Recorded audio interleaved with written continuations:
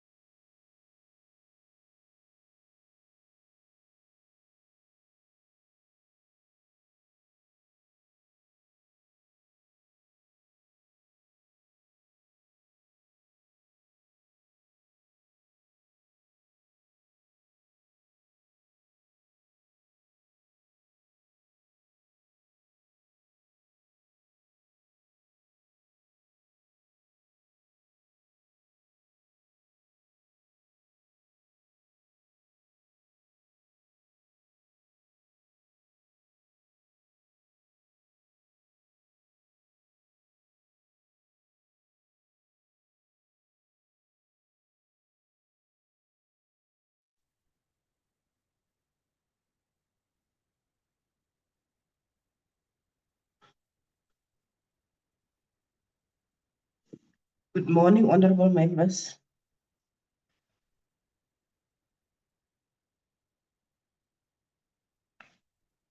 Morning, Chair. So I'm audible, Michelle. Good morning, Chair. Honorable members, we're still waiting for Honorable Sipanda and Honorable Fanny, but I think we can proceed with the meeting.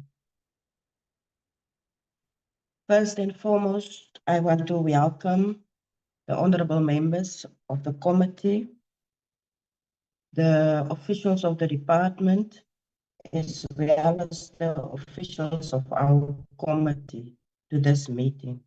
We know the purpose of this meeting is to process the negotiating mandates of the different provinces.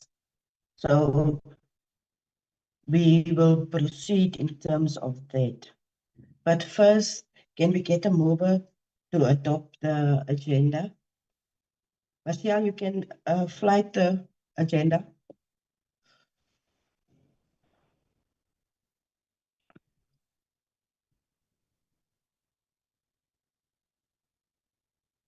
Honorable Adriaanse.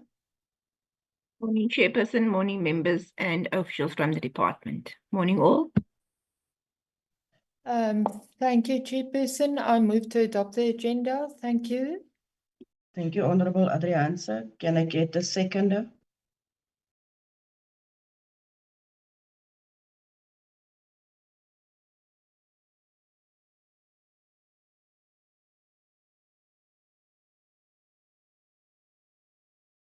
Honorable Fanny.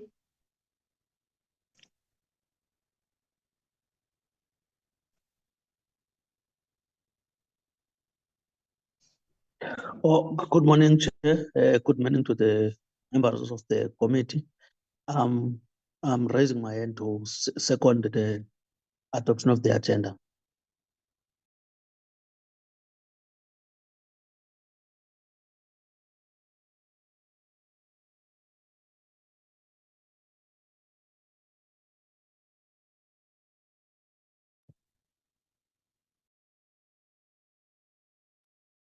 Then we proceed to the next agenda point. Marcel, any apologies? Again, good morning, Chairperson. All our members are in, Chair. There are no apologies. Thank you, Chair. Thank you, Marcel. Can we get a mover for the adoption of the apologies?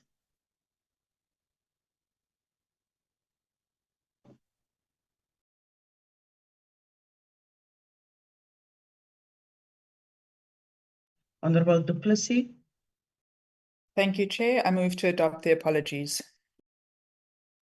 Thank you, Honorable Du Plessis. Can I get a seconder?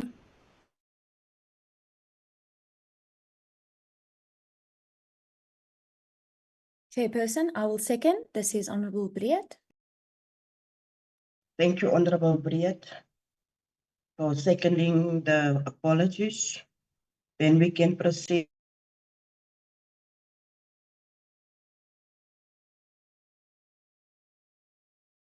Thank you, Honorable Breed. We can proceed with the agenda points. We are now on the negotiating mandates of the Older Persons Amendment Bill of the different provinces. We will request the members to just read out loud the mandate from the provinces. We will start with the Eastern Cape, Honorable Fanny.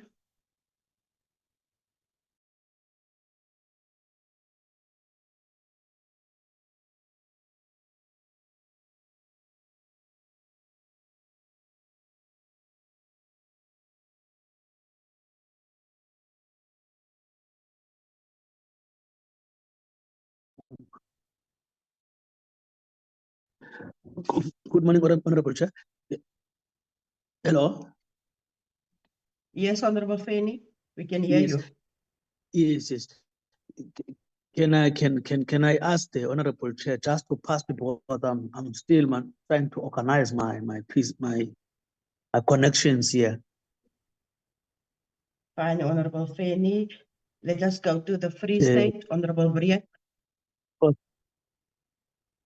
Yes, morning, Honourable Chairperson. Honourable Chairperson, the Free State, and I'm going to ask that the staff just assist me with that.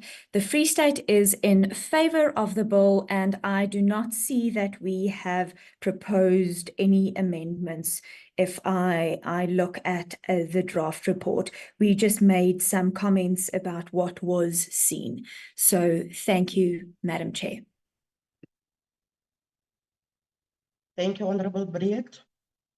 Then we go to Gauteng.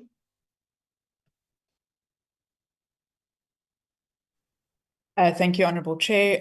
The Gauteng also moves to adopt the amended bill of Alderperson's bill.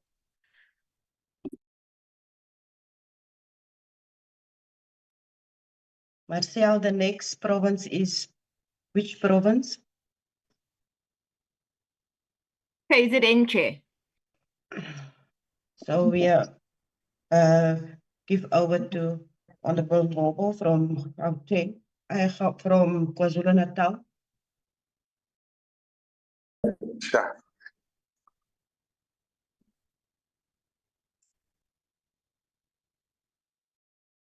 So, sorry, Honorable Sibanda.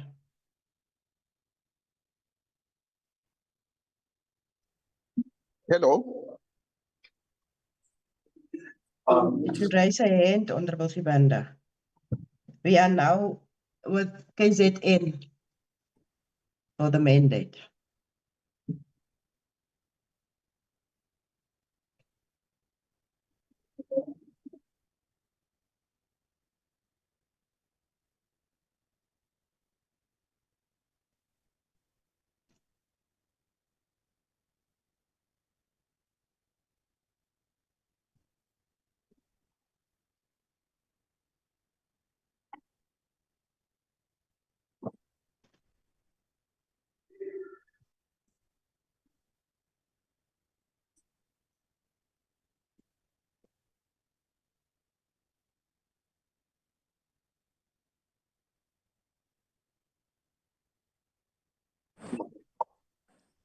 Chairperson, can we move to the next province if they are not ready?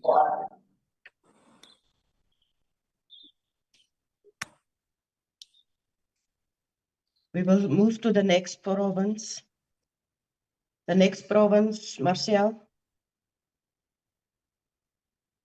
Chairperson, the next province is Limpopo, Mr. Makwele. Thank you, Honorable Mokwele. No, thanks very much, Chairperson, and greeting to honorable members on the visual platform.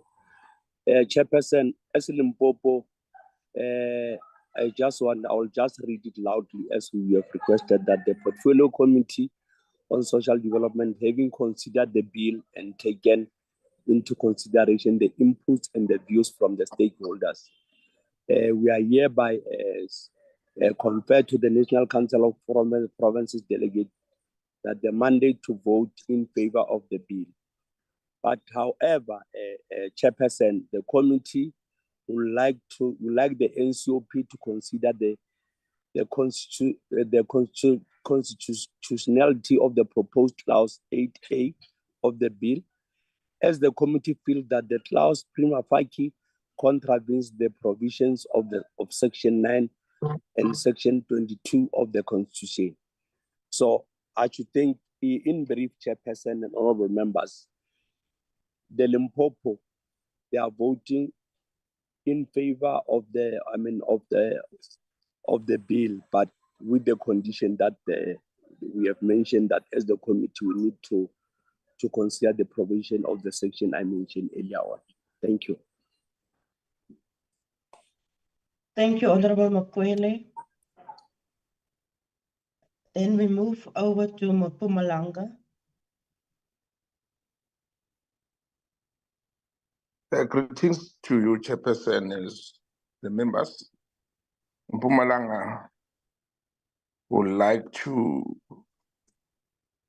support or to vote in favor of the bill. Thank you. Thank you, Honorable Sibanda.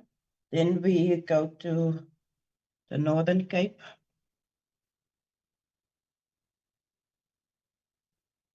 As the Northern Cape Legislature, the Portfolio Committee of Health and Social Development, the committee supports the older amendment bill. It's from the Northern Cape. Thank you. Then at the next province, which one, Marcel? Northwest Chairperson. Northwest, Honorable Aris.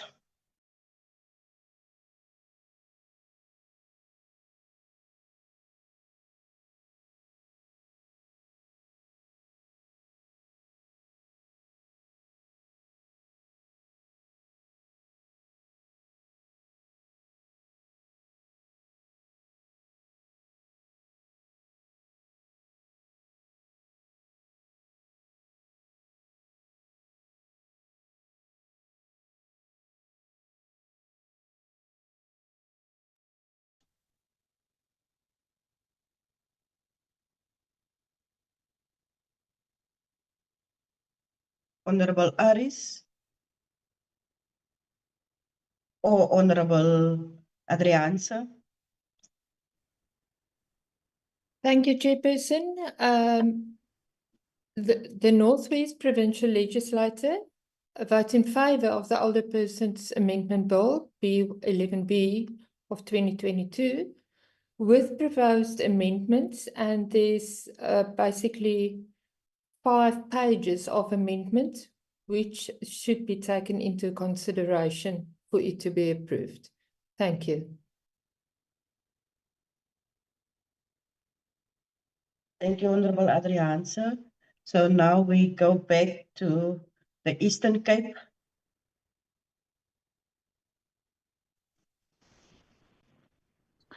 Thank you very much, Honorable Chairperson, for your indulgence. The Eastern Cape supports, Honorable Chairperson, the bill with amendments, but I won't go in terms of the detail, but I will just highlight the clause where the amendments are as per the submission, Honorable Chair. In terms of clause 1, 3, clause 6, clause 7, clause 15, 16, to be considered as part of the new bill when the bill is adopted as such. We are in favor of the bill, if I'm allowed, the Honorable Chairperson, to do as such. Thank you very much, Honorable Fanny. Now we go to the Western Cape. Honorable Baines.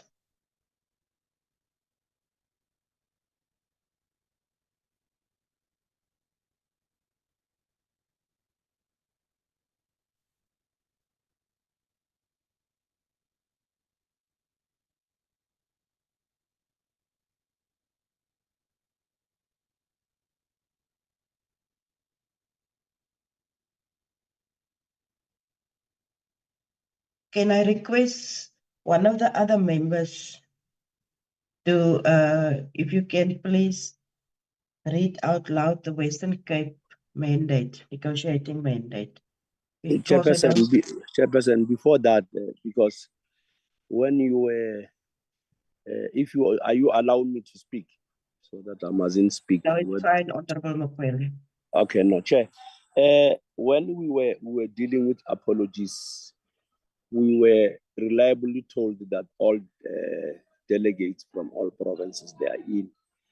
So now I'm just surprised that we don't have anybody from the Western Cape to read the mandate. I just want to be sure before we follow, yes, because of we received the mandate, but I want to be sure that is the delegates of the Western Cape in the meeting or not, because he was supposed to read on behalf of the province before we do what you are requesting us to do, please.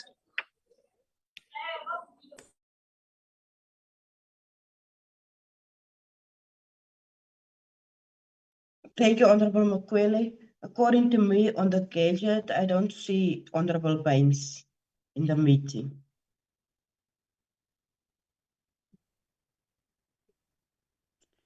Chairperson, and I don't think anybody can speak on behalf of the Western Cape. We need to get hold of the Western Cape people. Chairperson, maybe Yes, because Honorable I Makwele. can't. Okay, no, Chair, I wanted, but that one I will deal with it in the office of the whip about that we didn't receive the apology from Western Cape. But nonetheless, Chair, I want to support your. I want to support your proposal because remember we are in the meeting, and then the province, as the Western Cape, they have sent us the mandate of the province. So I suggest that if the members of the committee they agree with your proposal that we read the mandate, but the office of the whip, then I have to deal with the issue of the absence of the member who never even submitted the apology, because we can't, I don't think, because remember, honorable members, this is the process. If let's say we can't read the mandate of Western Cape, it means that we can't conclude with the process. So I suggest through you, Chairperson, that let's proceed with the mandate, because the mandate is there. Any one of us, if the meeting agree, we can read the mandate of Western Cape. Then from there we conclude the meeting. Then we'll then deal with the issue of non-attendance of the delegates from the Western Cape afterwards. I thank you. Thank you, Honorable Makwele. Honorable members, we did receive the mandate. So it's just in the process of reading it out loud, because from the legislature, we did receive it. So Honorable Makwele, can you read it? No, thank you, Chairperson.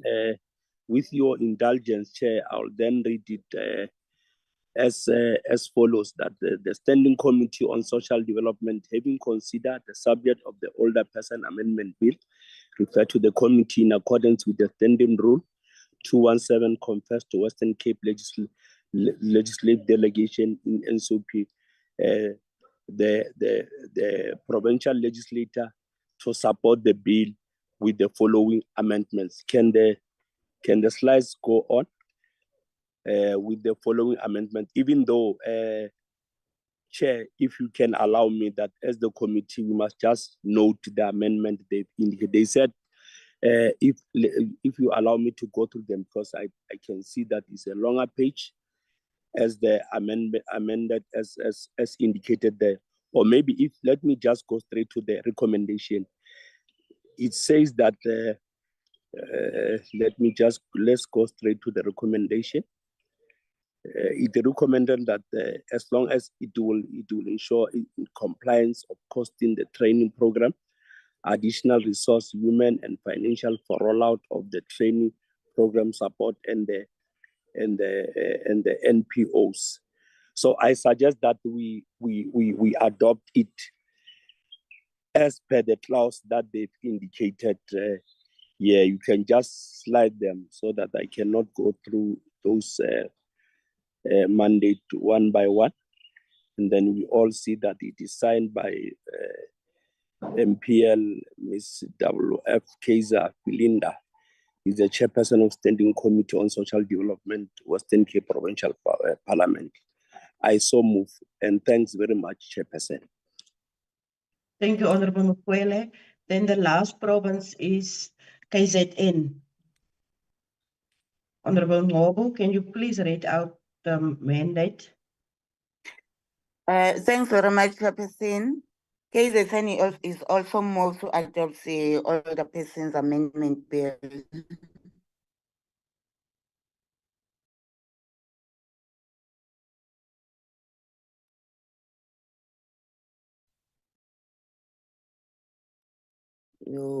Thank you very much, Honorable Ngobo. So all the provinces have Honourable Chair, apologies for interruption. Yes. I'm not sure if you can see my hand. Am I noted? Yes, you may proceed, Honourable du Plessis. Thank you very much, Honourable Chair. I had a slight moment. I do need to read out the amendments for the minutes for the mandate from Gauteng with your indulgence. So the Gauteng Legislature supports the Older Persons Amendment Bill, subject to the amendments below being considered. Within Section 1, the insertion of family care is problematic as it allows for older persons to be cared for by their family members without considering the qualifications and the economic system of the family members. It is then suggested that the family care is amended. I'm going to go to the top parts of this. Gauteng would also suggest that the matter of sectional title must also be added to the definitions relating to residential facilities within Section 1, as well as residential facilities be re-examined and the concept of housing for indigent persons as it relates to local government. Within Section 3, rehabilitation programs that include provision of assisted devices and provision of respite care. There should be clarity in terms of who should provide these assistive devices. Within Section 11, the responsibility of the drafting program should not be solely on the members of the Executive Council. This responsibility should be done through the consultation with the monitoring social worker, which would be aware of the direct challenges facing the elderly within the community-based care centres.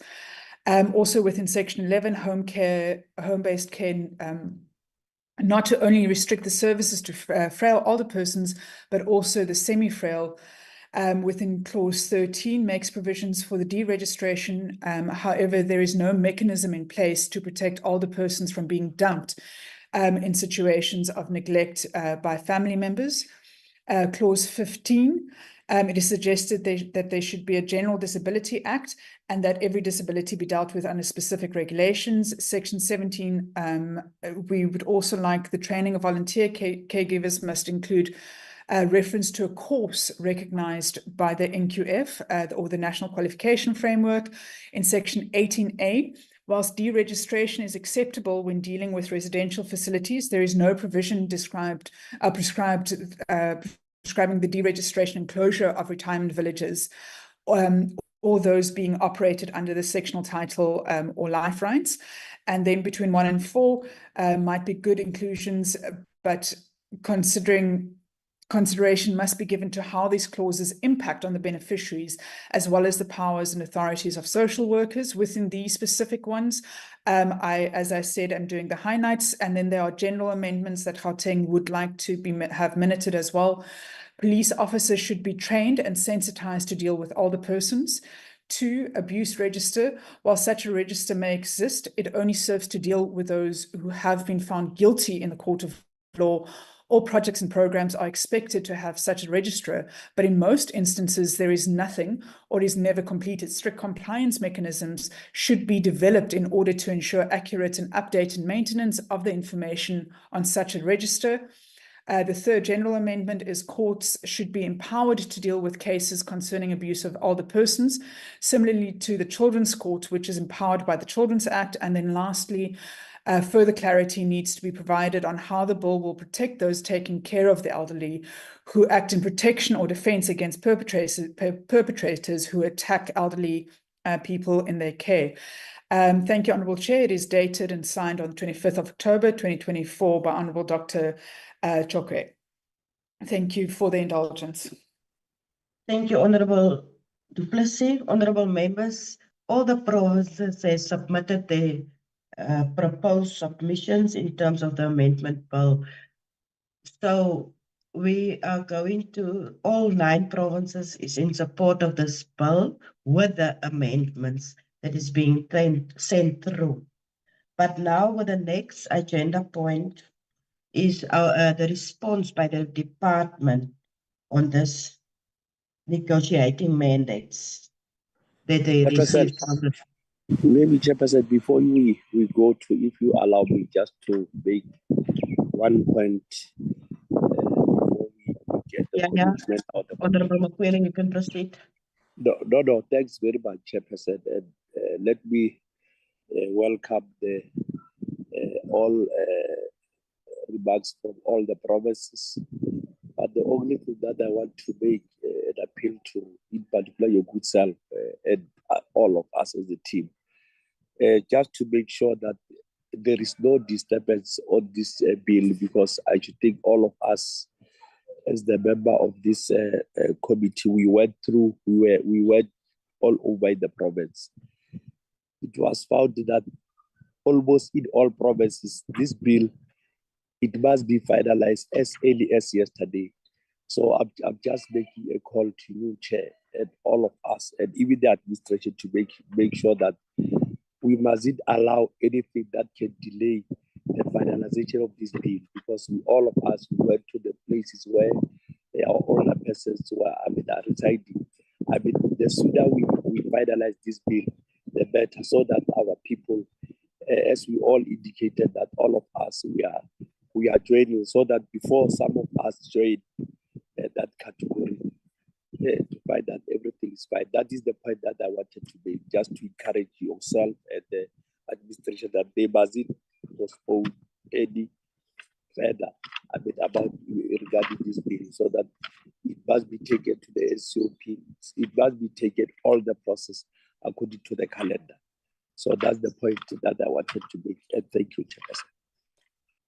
Thank you, Honorable Makwele. As the committee, we will do that, Honorable Makwele, to make sure that this is processed as soon as possible.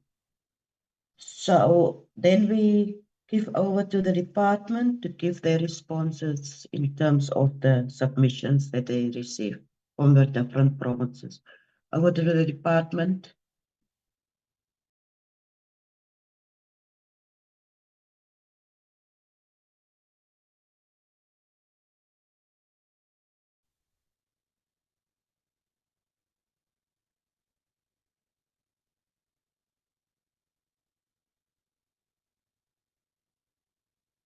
Good morning, Honorable Chair.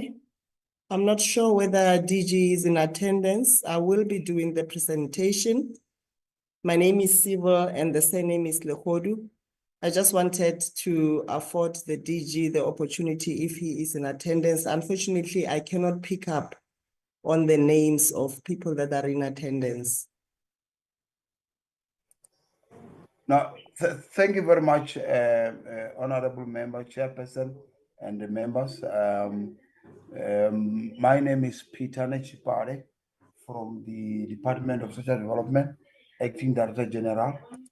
We appreciate the deliberations and the request that as a department we must come and do a presentation to the Select Committee.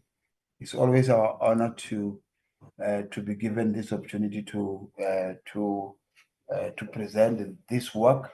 It has been long coming, and we appreciate, I think, the deliberations, and we appreciate everything. So what we will be presenting to you is what has happened and some of the matters that has been touched on, that I will request to Civil Lehodu, Chief Director responsible for older persons, and Advocate Luyanda Mchochisa to take us through the presentation. Thank you very much.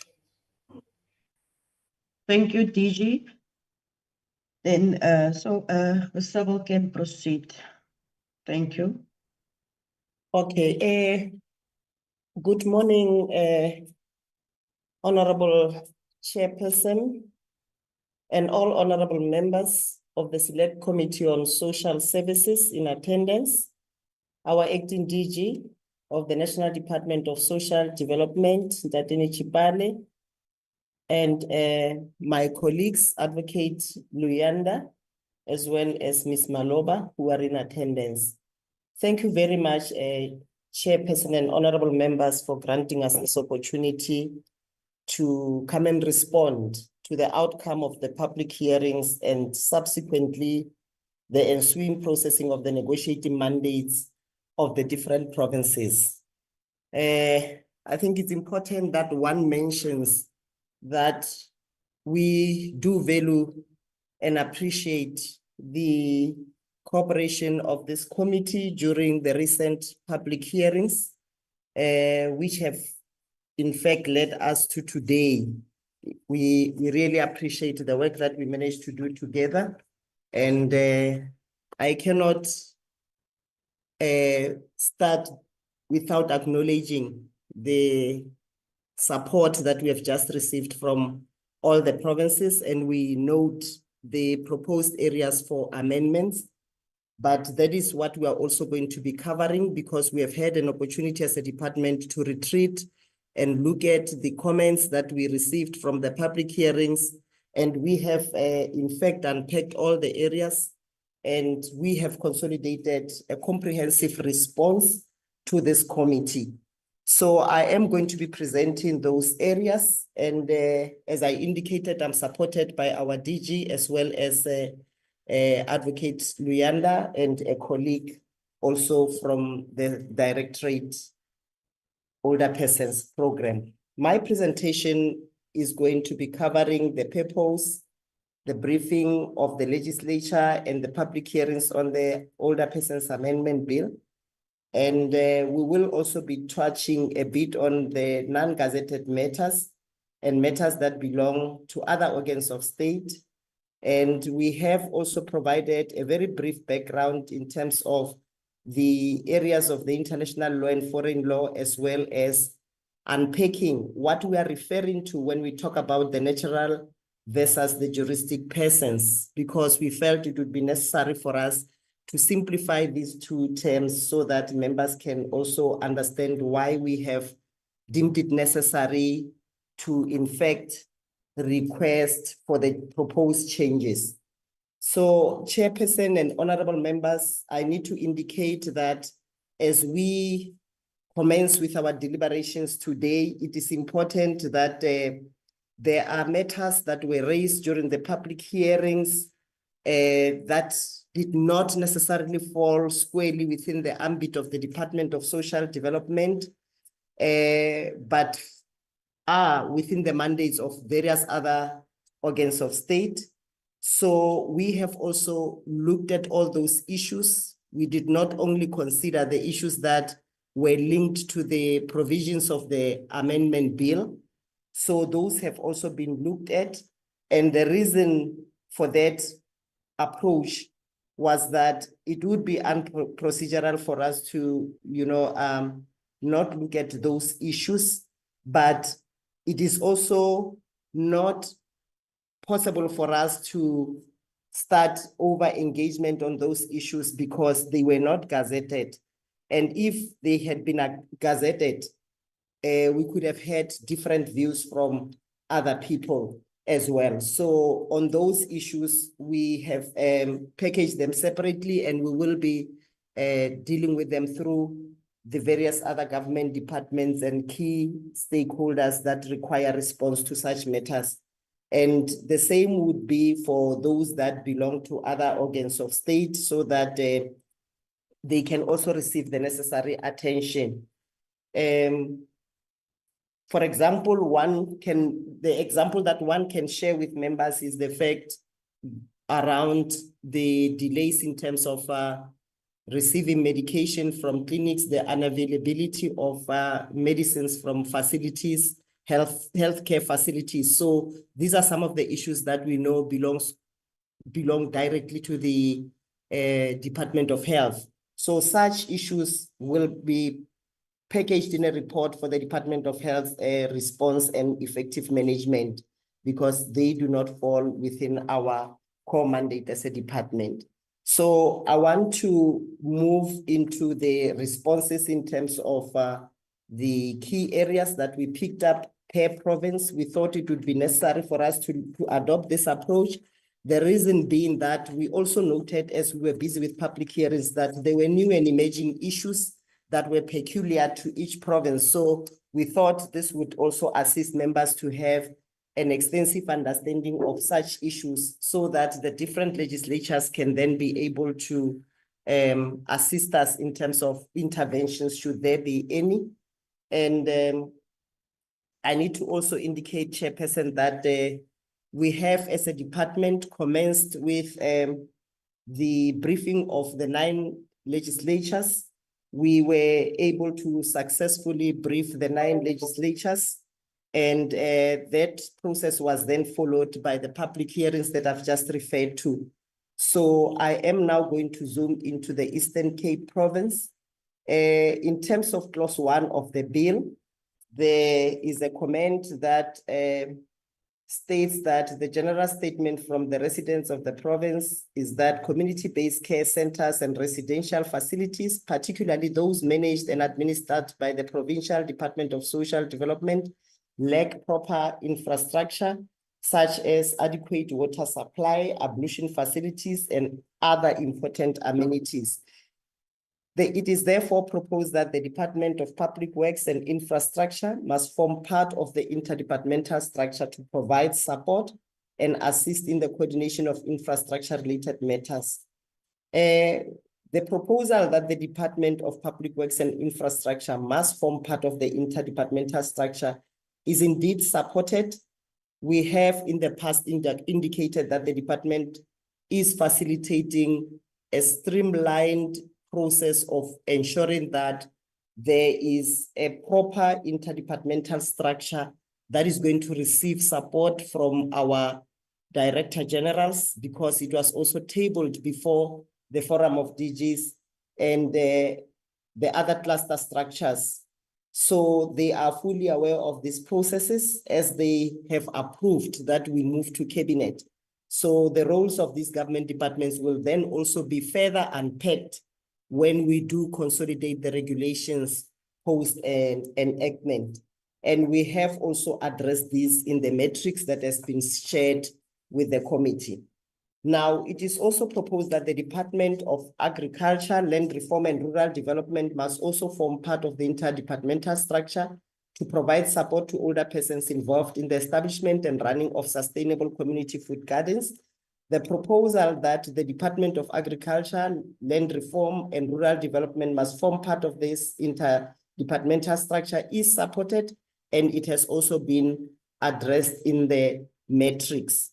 And I just need to also indicate that the reason why we would support any opportunity that would ensure independence of older persons and their economic sustainability is because we acknowledge the fact that our older persons are living longer, and we need to keep them as active as it is possible. So they will require financial stability and sustainability. So we do support this move that the Department of Agriculture, Land Reform and Rural Development must form part of the interdepartmental structure. And we are also going to facilitate and ensure that these structures are also fully functional at provincial levels and within the wards, in line with the district development model. Clause 3 of the bill, it is proposed that Clause 3D must be amended to reflect that both public and private facilities and service points providing services must prioritize older persons. The proposal to reflect both public and private sector is supported, and we have also addressed this in the matrix that we have shared with the committee. Clause 6 of the bill, it is proposed that a new section 7C be inserted to make provision for the minister in collaboration with any other relevant minister or member of the Executive Council to develop community-based programs aimed at providing information, education, and public awareness related to property, land rights, and inheritance, including the importance of a valid will for older persons.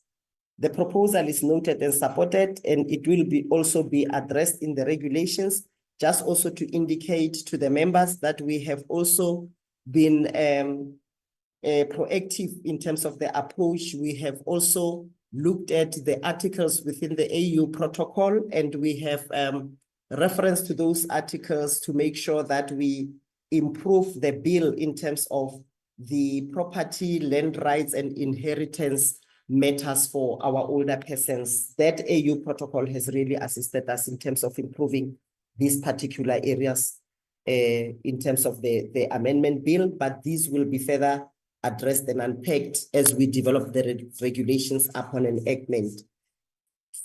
Moving forward, the clause 7 of the bill, in terms of clause 7 of the bill, it is proposed that a new section be inserted to make provision for the minister in collaboration with any other relevant minister in a province to provide training to unemployed youth as caregivers through the expanded public works program. And the trained caregivers shall be placed in various residential and community-based care facilities to ensure adequate care and protection of older persons. I need to indicate, Honorable Chair and Honorable Members, that we did not support. We noted the proposal, but we did not support the proposal. The reasons being that the training of caregivers has been addressed in the Principal Act and in the bill. When we did the briefings of all legislatures, as well as our first meeting with the Select Committee, we did indicate that when we read the amendment bill, it must be read in conjunction with the Principal Act to ensure that there is that cross-referencing to the different sections. So we have extensively covered the training of caregivers in this regard. And I need to also indicate that we have also come up with a streamlined process that was well consulted with the sector, that of training of our caregivers. They are receiving accredited training, and they also do receive certificates through the HWCTA when they go through this particular training.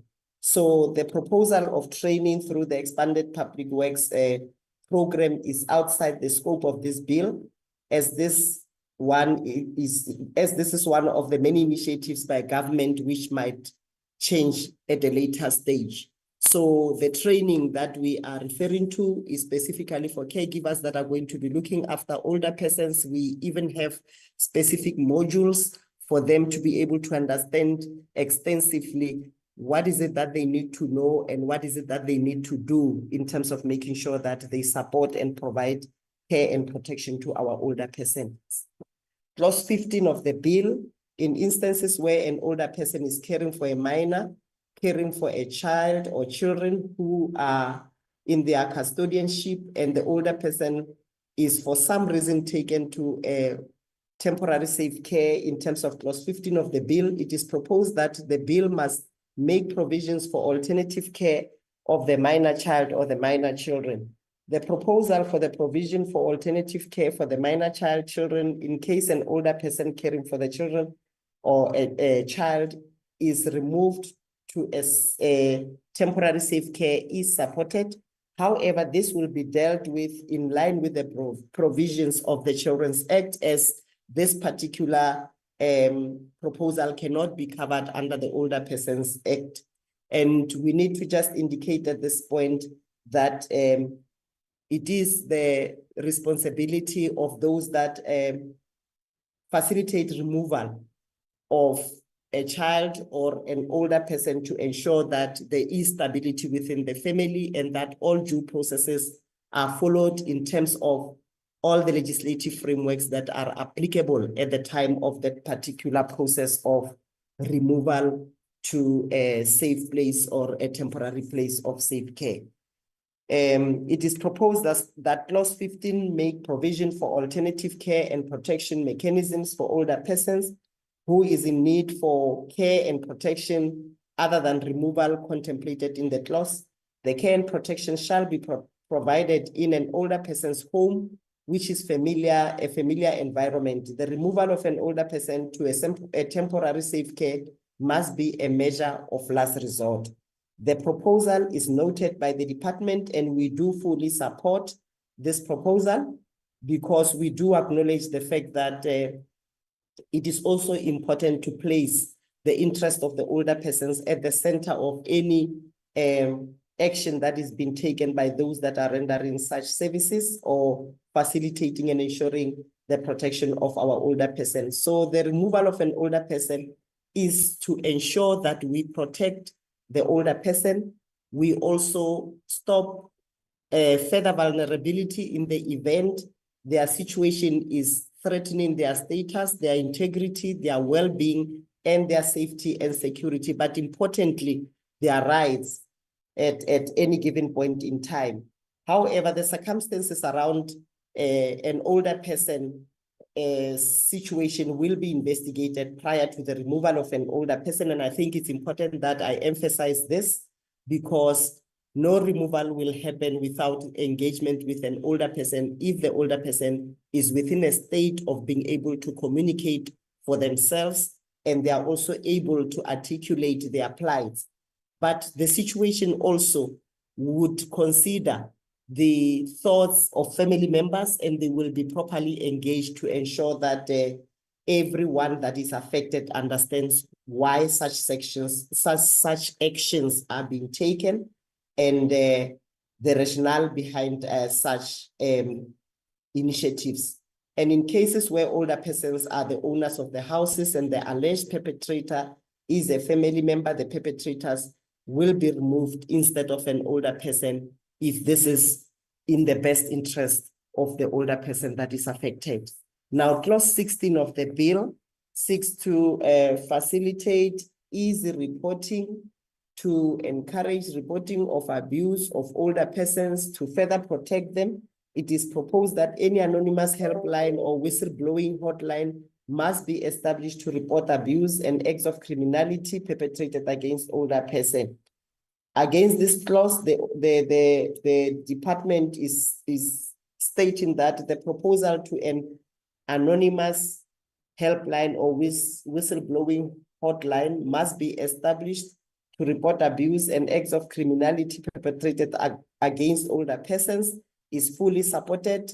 We do have such lines available as a department, and it is specifically to also ensure that those older persons who find themselves in the space of vulnerability are able to be linked to such lines.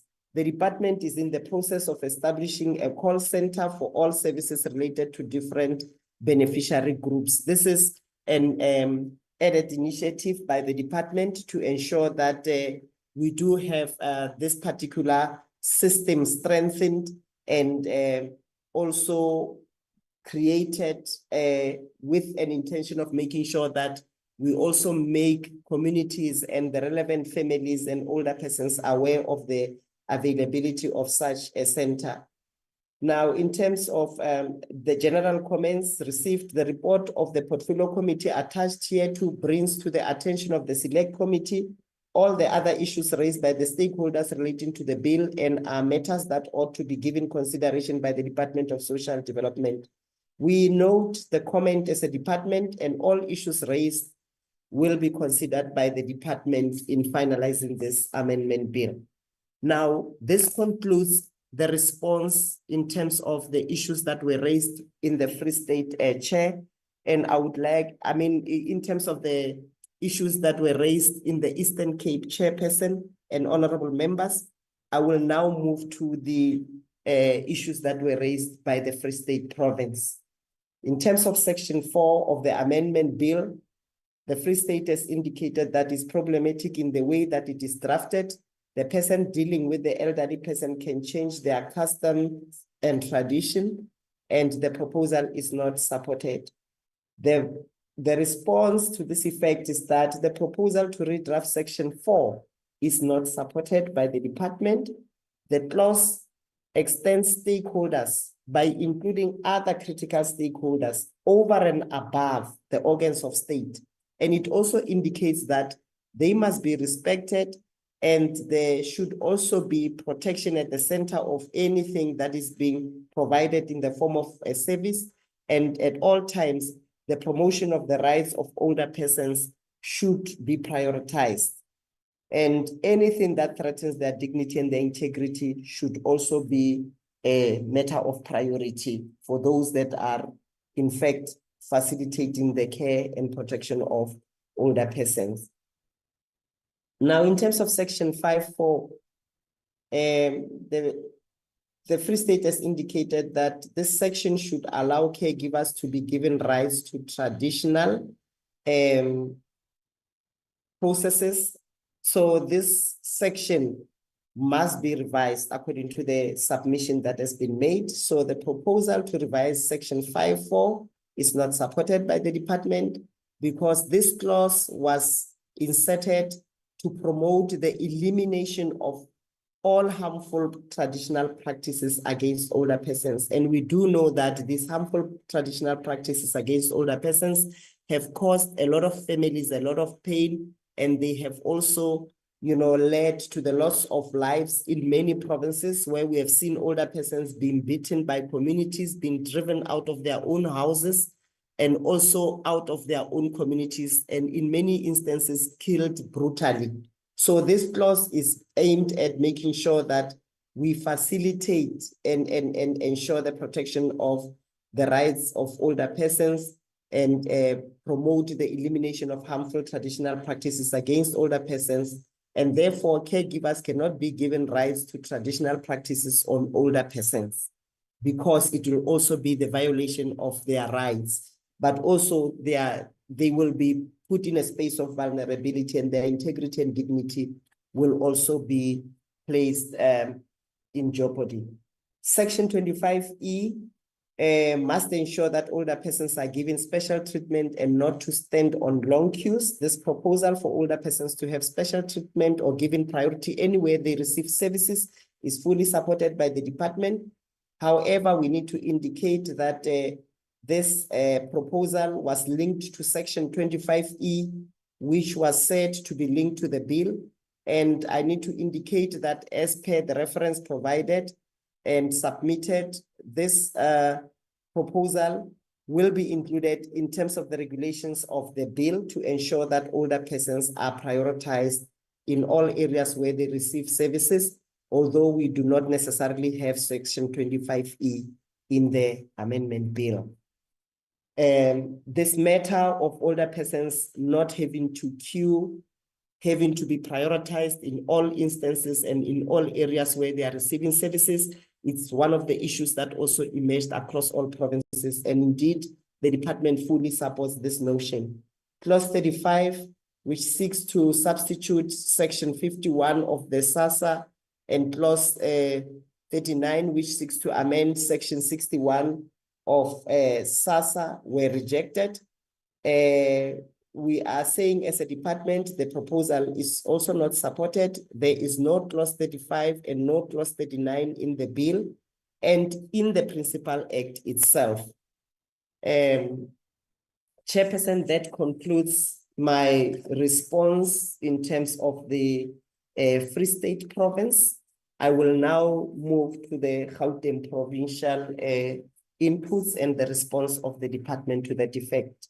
Section 1 of the Older Persons Act of 2006, the definitions relating to assisted living facility A to B are acceptable.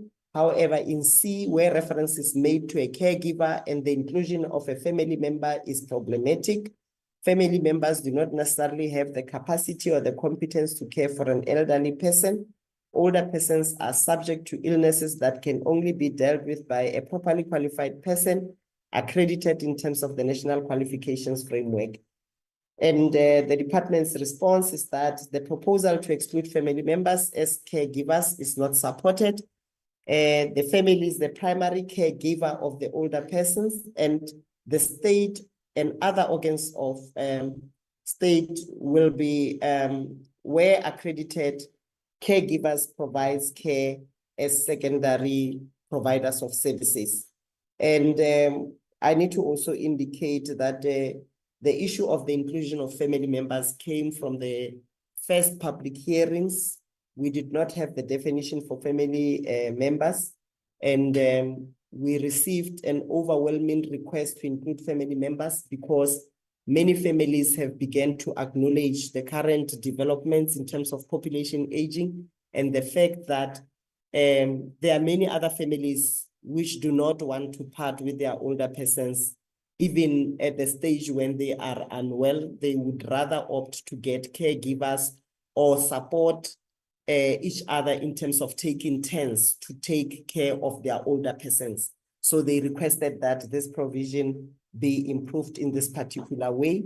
So, and also to say that in terms of population aging, we are aware that residential care facilities are not going to be able to take care of all older persons. So some families would appreciate support through caregivers. And it is also on that basis that we are facilitating the process of training caregivers through an accredited training program with particularly modules that are focusing on the areas of concern for older persons, to make sure that there is that kind of support, but also for caregivers to be able to relieve and support families that are willing to take care of their older persons when they do need a breather space. So we have also facilitated the creation of a database, and we have also facilitated the training of service providers who are going to be available from a national database to facilitate training across the 9 provinces, because we do note the urgency of this process. So on that basis, the department is not supporting the exclusion of family members as caregivers. Section 1, according to the submission from Gauteng, stipulates that the insertion of family care is problematic as it allows for older persons to be cared for by family members without considering the qualifications and the economic situation of the family members. Maybe the definition could be expanded as follows. Family care means the provision of support and assistance by family members who are suitably and economically qualified to take care of an older person, including one who is frail or living with disabilities. And to this effect, the department has indicated that the proposal to revise family care to means the provision of support and assistance by family members who are suitably and economically qualified to take care of an older person, including one who is frail or living with the disabilities, is not supported. The family remains carers of older persons. Older persons have raised and taken care of families for decades, and therefore the families cannot transfer or abdicate their responsibilities to the state when it is their time to look after their own older persons. And I need to also further indicate that in this regard, we do acknowledge that there will be times when families will not be in a position to take care of their loved ones. And on that basis, it is then that we will encourage that they also start seeking support if they feel that they are no longer able to, and the support that they are receiving through caregivers is also not working whilst they are having and taking care of their older person within their own homes. They are free and at liberty to seek assistance from residential care facilities for frail care support and for the older person to be able to be accepted in such a facility for proper care. So we are not excluding such older persons, and we are not necessarily pushing that family members, even if they are not able to. We are just making provision for those families that are not willing to part ways with their older persons so that they can receive support and they can also get professional support. Hence, we are training our caregivers through this accredited training with specific modules that focus on the care of older persons. It is presumed that private residential facility also includes retirement villages. However, since the introduction of the Principal Act, there has been no indication by the national or the provincial departments of social development regarding the residential of such facilities. The matter of sectional title must also be added to the definition relating to residential facilities.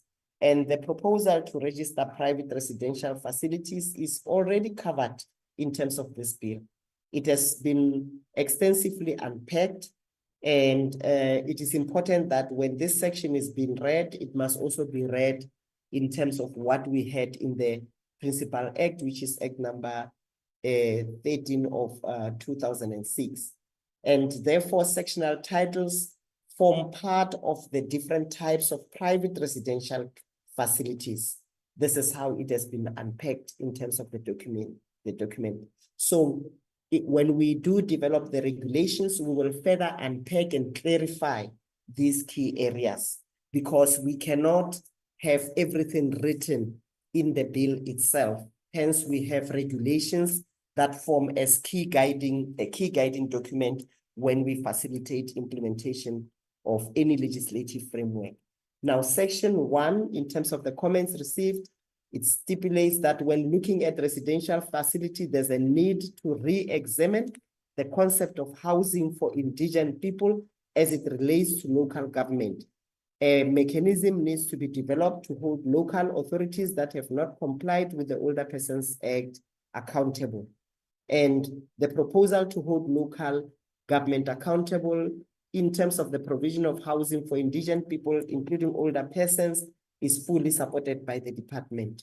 And the roles and responsibilities of all organs of state will also be fully unpacked when we do develop regulations, so that it is clear in terms of who takes responsibility for what role, and also to provide services in line with their core mandates. Because the issue of looking at the mandates of the different organs of state and what is it that they can be able to execute within such mandates is also very, very important. So when we do develop the regulations, we will clearly unpack the roles and responsibilities of the various organs of state in terms of the provision of such services. Now, section 3, a comment relating to section 3C reads as follows: rehabilitation programs that include provision of assisted devices, and D, provision of respite care. There should be clarity in terms of who should provide these assistive devices. So the proposal to clarify who should provide these assistive devices is fully supported. It will also be further unpacked when we do develop the regulations, and cross-referencing will also be made so that members can also be able to locate where specifically have we unpacked such roles and responsibilities. Section 3, under section 11, the responsibility of the drafting of programs should not be solely on the members of the Executive Council. This responsibility should also be done through the consultation with the monitoring social worker, which are aware of the direct challenges facing the elderly within the community-based care centers.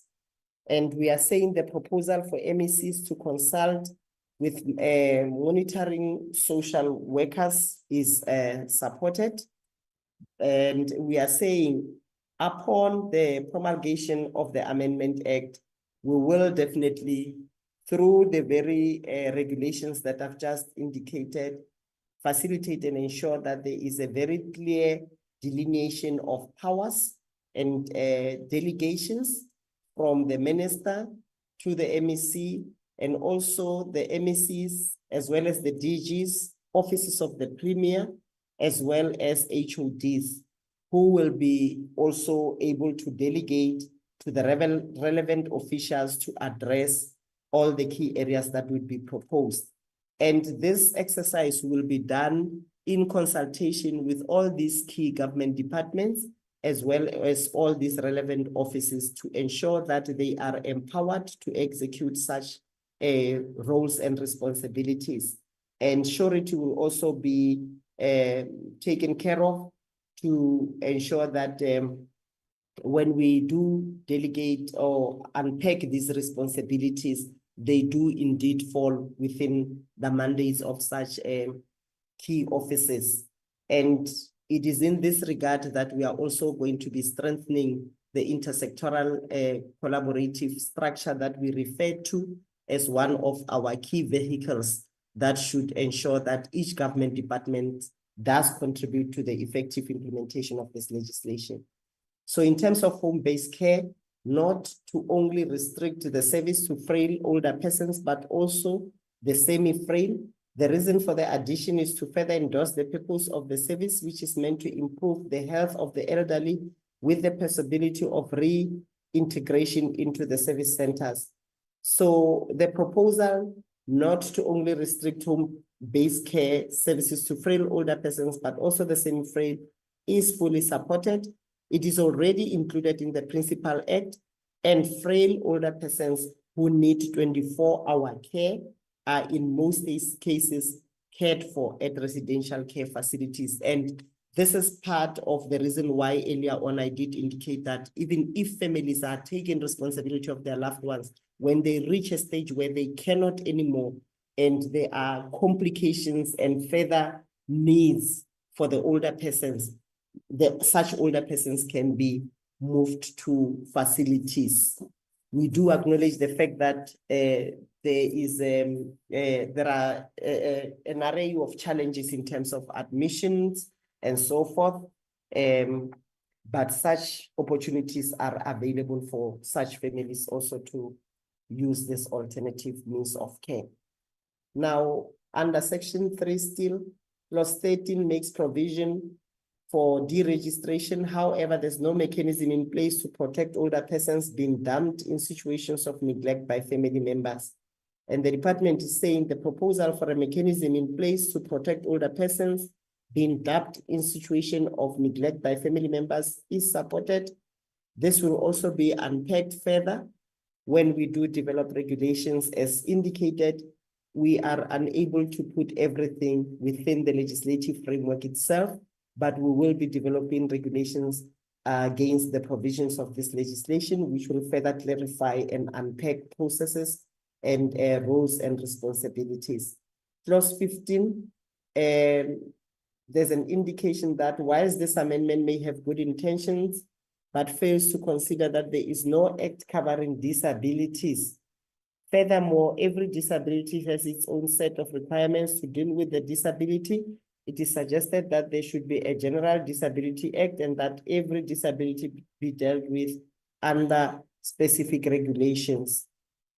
A proposal for a general disability act and that every disability be dealt with under specific regulations is supported by the department.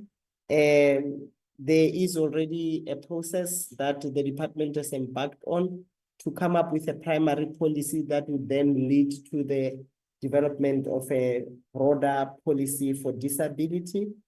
And it is important that members therefore note that there is a process in place to facilitate the development of a disability policy, which will then culminate into legislation for persons with disabilities in terms of key areas that are outside the scope of this bill.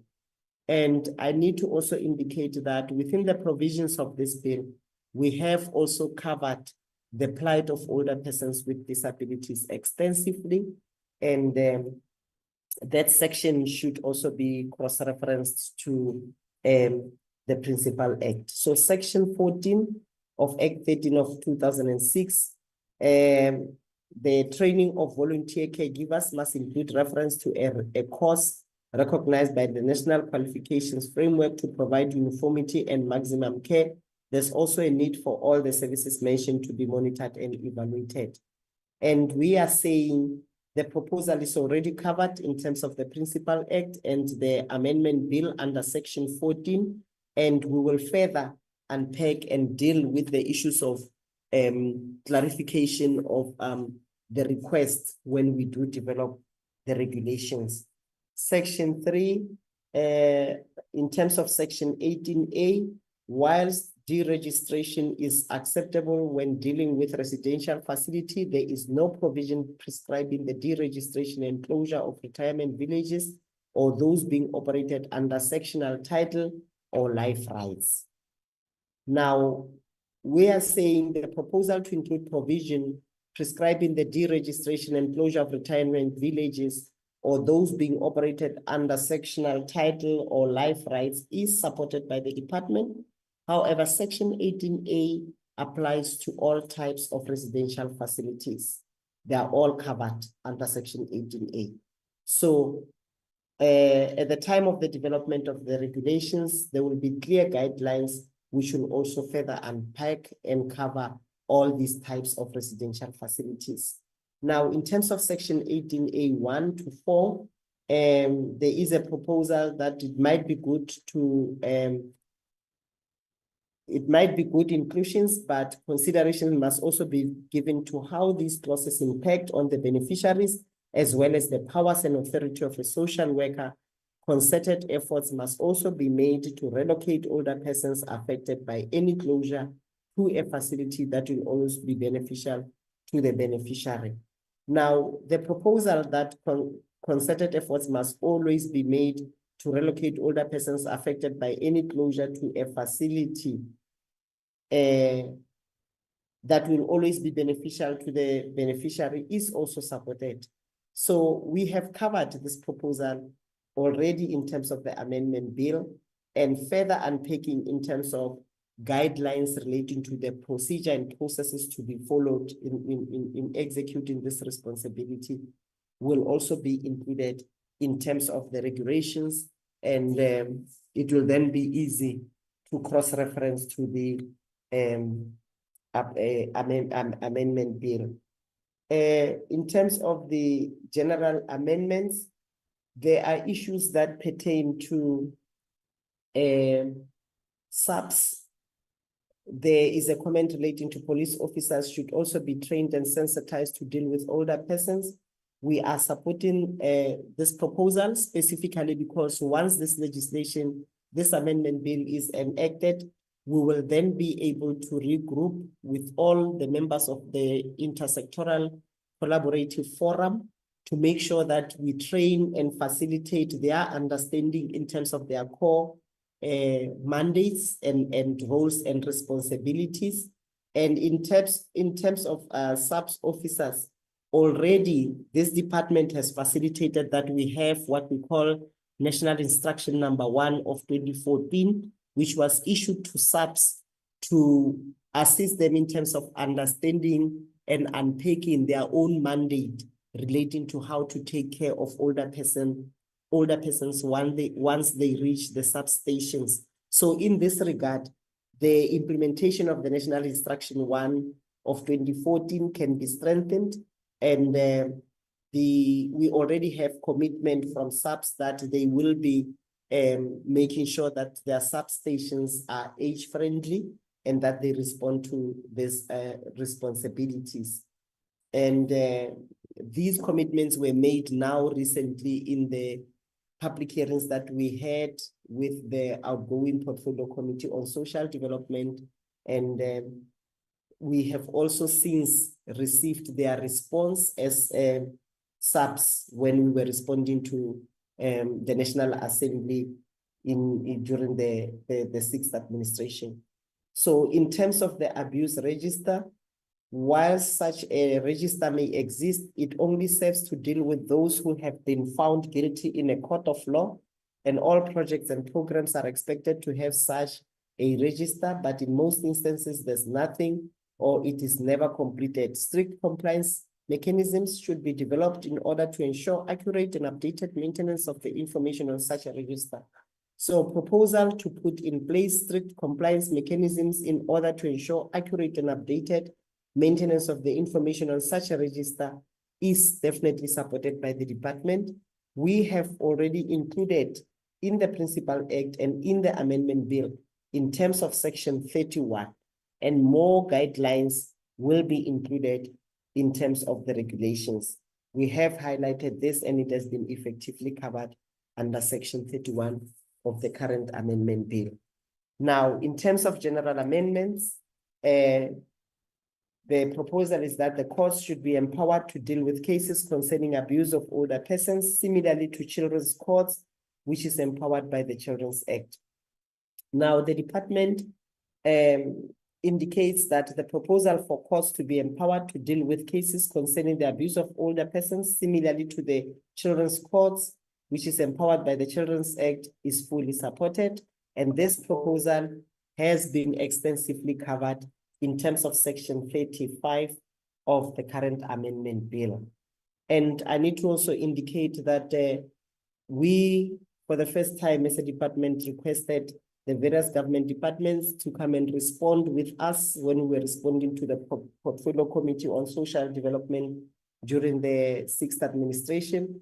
And one of the key progressive areas that I can highlight to the committee at this stage is that there are ongoing discussions between ourselves and the Department of Justice to ensure that our older persons are treated well when they do have cases. And there is commitment also from the Department of Justice to ensure that there are intermediary services provided to our older persons, that they can testify in their own languages.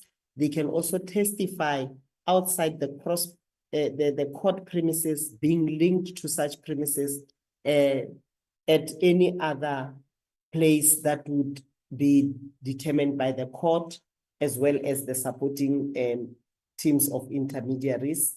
And the indication is also that once older persons report cases, we should also facilitate and make sure that they receive the necessary legal services in areas where they need such support, because in many instances, the very same register which the Minister of Social Development is supposed to keep cannot really work for older persons if we do not have the full support of SAPS in terms of making sure that when cases are reported, they are well documented and all information is properly managed, and so that once the consolidation of such a document by SAPS is ready and processing needs to further be managed by the Department of Justice and Constitutional Development through court processes, that such information then justifies the importance of such cases going through the justice system.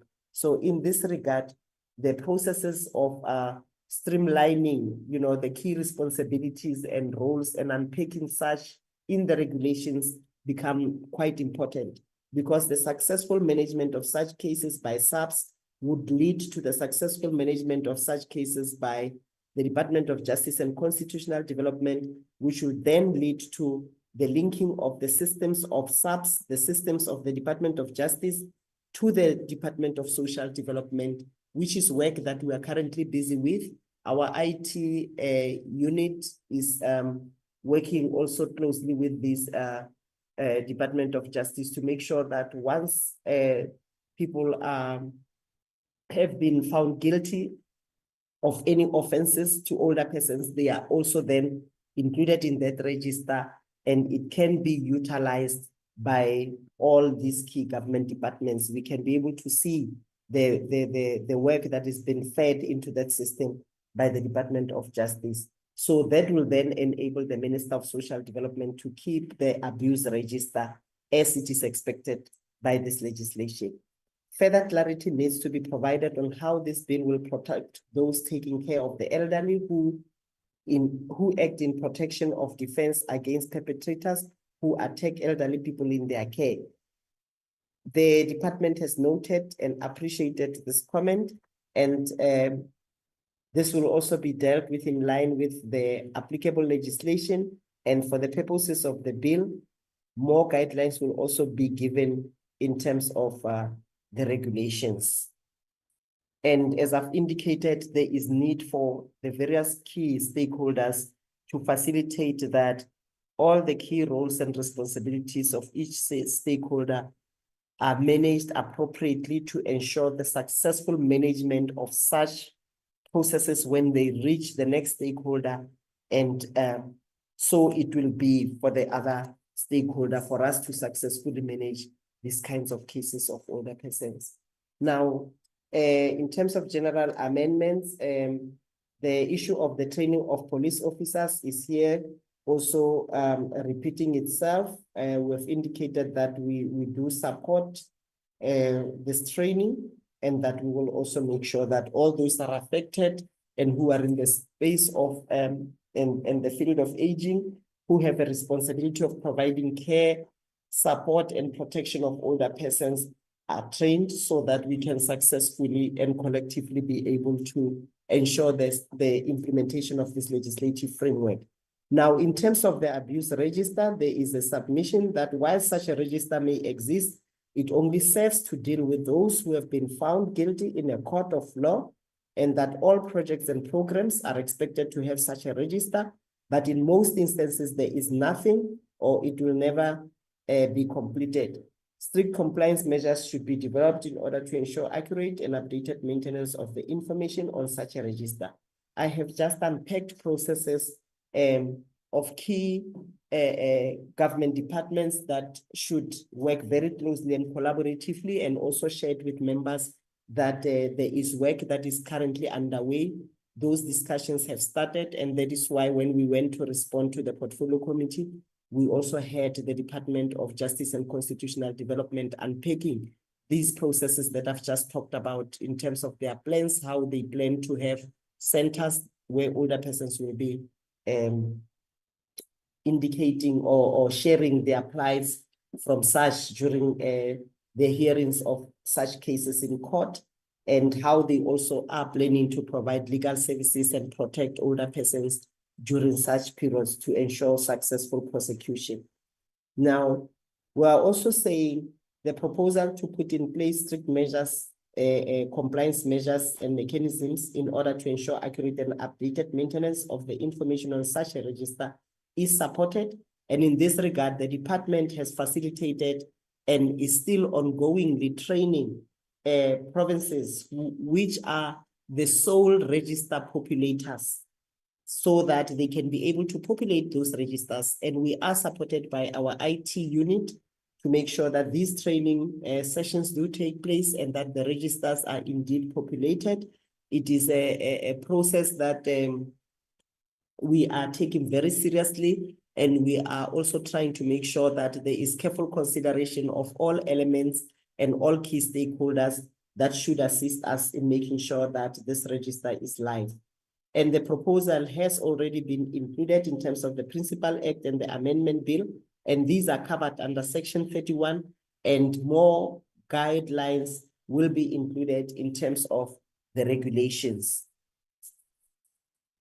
Under general amendments, again, there is a further proposal to say courts should be empowered to deal with cases concerning the abuse of older persons, similarly to the Children's Court, which is empowered by the Children's Act. And we are saying we are supporting this proposal. And I have just also articulated some of the new developments and the direction that we have engaged with the Department of Justice on to make sure that we effectively and collectively work together towards making sure that we ensure the implementation of this legislation, but importantly, support and make sure that the rights of older persons are upheld even during situations of their vulnerability or abuse. Further clarity needs to be provided on how this bill will protect those taking care of the elderly who act in protection or defense against perpetrators who attack the elderly people in their care. And we are saying the Act has made provision for the protection of those acting in good faith, and other relevant legislative frameworks will also be utilized to protect those acting in good faith. What is important to also mention is that as we read these legislative frameworks, we should also note the other existing legislative frameworks, like, for example, the Domestic Violence Act, as well as other related legislative frameworks that might need to kick in to make sure that we comprehensively support our older persons in such instances of vulnerability. Chairperson, that concludes my responses in terms of Gauteng province. I will now be moving to KwaZulu-Natal province. Now, in terms of KZN, there is a proposal that the Department of Community Safety and Liaison in KZN proposes that if the removal and temporary placement was conducted by the police official, it must also be followed immediately by an application of a court order, and that this must happen within 48 hours. So the proposal for police official to obtain a court order within 48 hours of removal of an older person to a temporary placement is supported and has been included in terms of the metrics. I need to also indicate that we do have what we call the protocol on the management of elder abuse, which has been one of the key guiding documents in terms of how we've been managing elder abuse. And it still remains relevant. And it also outlines and guides our practitioners in terms of procedures and processes to be followed. But we have further on added a new subsection, which was under section 25A3C for police officials to obtain a court order within 48 hours for the placement of the older person in a temporary safe care. And I also need to just highlight to members that part of the reason why we have adopted this approach is because over the years, we have noted the challenges that are experienced by older persons who find themselves in situations of abuse and having to wait for court orders, in some instances, court orders delaying to be issued. And on that basis, we were concerned about the older persons being perpetually exposed to such instances of abuse and vulnerability. Now, Chairperson, that covers the comments from KwaZulu-Natal. I will now move into the comments by Limpopo Province. The committee would like the NCOP to consider the constitutionality of the proposed Clause 8A of the bill, as the committee feels that the clause prima facie contravenes the provisions of sections 9 and 22 of the Constitution. Now, the department is saying that for the committee to consider the constitutionality of the proposed Clause 8A of the bill is not supported. It is our submission, Chair and honorable members, that as a department, the reason to allow only a juristic person to register and legally operate community-based care and support services, home-based care services, or residential facilities is to ensure that we protect older persons from people who register these facilities solely with the interest of income generation and activity, and not in the interest of older persons, because we do have many of such providers of services whose hearts are not in the right place, but the main reason being driven by soliciting money. So in this regard, we have noted that in the event there are issues relating to these providers of services and also operating as sole proprietors, it becomes a big challenge when such people also pass on, and it places our older persons in a more vulnerable state, and hence we are saying only juristic persons or trusts must be able to register for such operations. Furthermore, should the individual pass on, as I've just indicated, older persons will lose the monies already paid in the individual's account and will be left without services being provided to them. Now, Chair, there are additional other comments that came from Limpopo. There is an issue around lamenting about the time it takes for the amendment of the Older Persons Act. The trend is disturbing. The Older Persons Act was passed in 2006 and only implemented 4 years later in 2010, and the process of amending the Act has been going on for almost 10 years. And when compared with amendments of other acts affecting other population groups, such as the 3 acts which the President signed into law, namely the GBV, Domestic Violence and the Criminal and Related Matters Act and the Domestic Violence Act, the Amendment Act gives an impression that older persons are treated as third-class citizens and their issues are not a priority. We have noted the comment as a department. However, whilst the department is the custodian of the bill, it does not have full control in terms of parliamentary processes.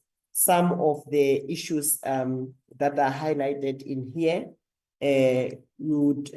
members would perhaps also be aware that there were periods when there were no bills that were processed through Parliament, even though the department had concluded the work that it needed to do. And to that effect, when bills are being prioritized and we receive a list, we will then motivate, but we will go according to what is submitted to the department. And I need to also indicate that the legislative framework of 2006 has remained in force and continues to remain in force.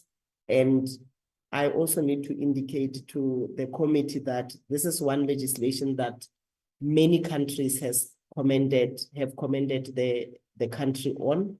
As South Africa, we have been commended to be having one of the most progressive legislative frameworks in terms of older persons. So even as we implement the 2006 legislation, it remains a very good and progressive legislative framework.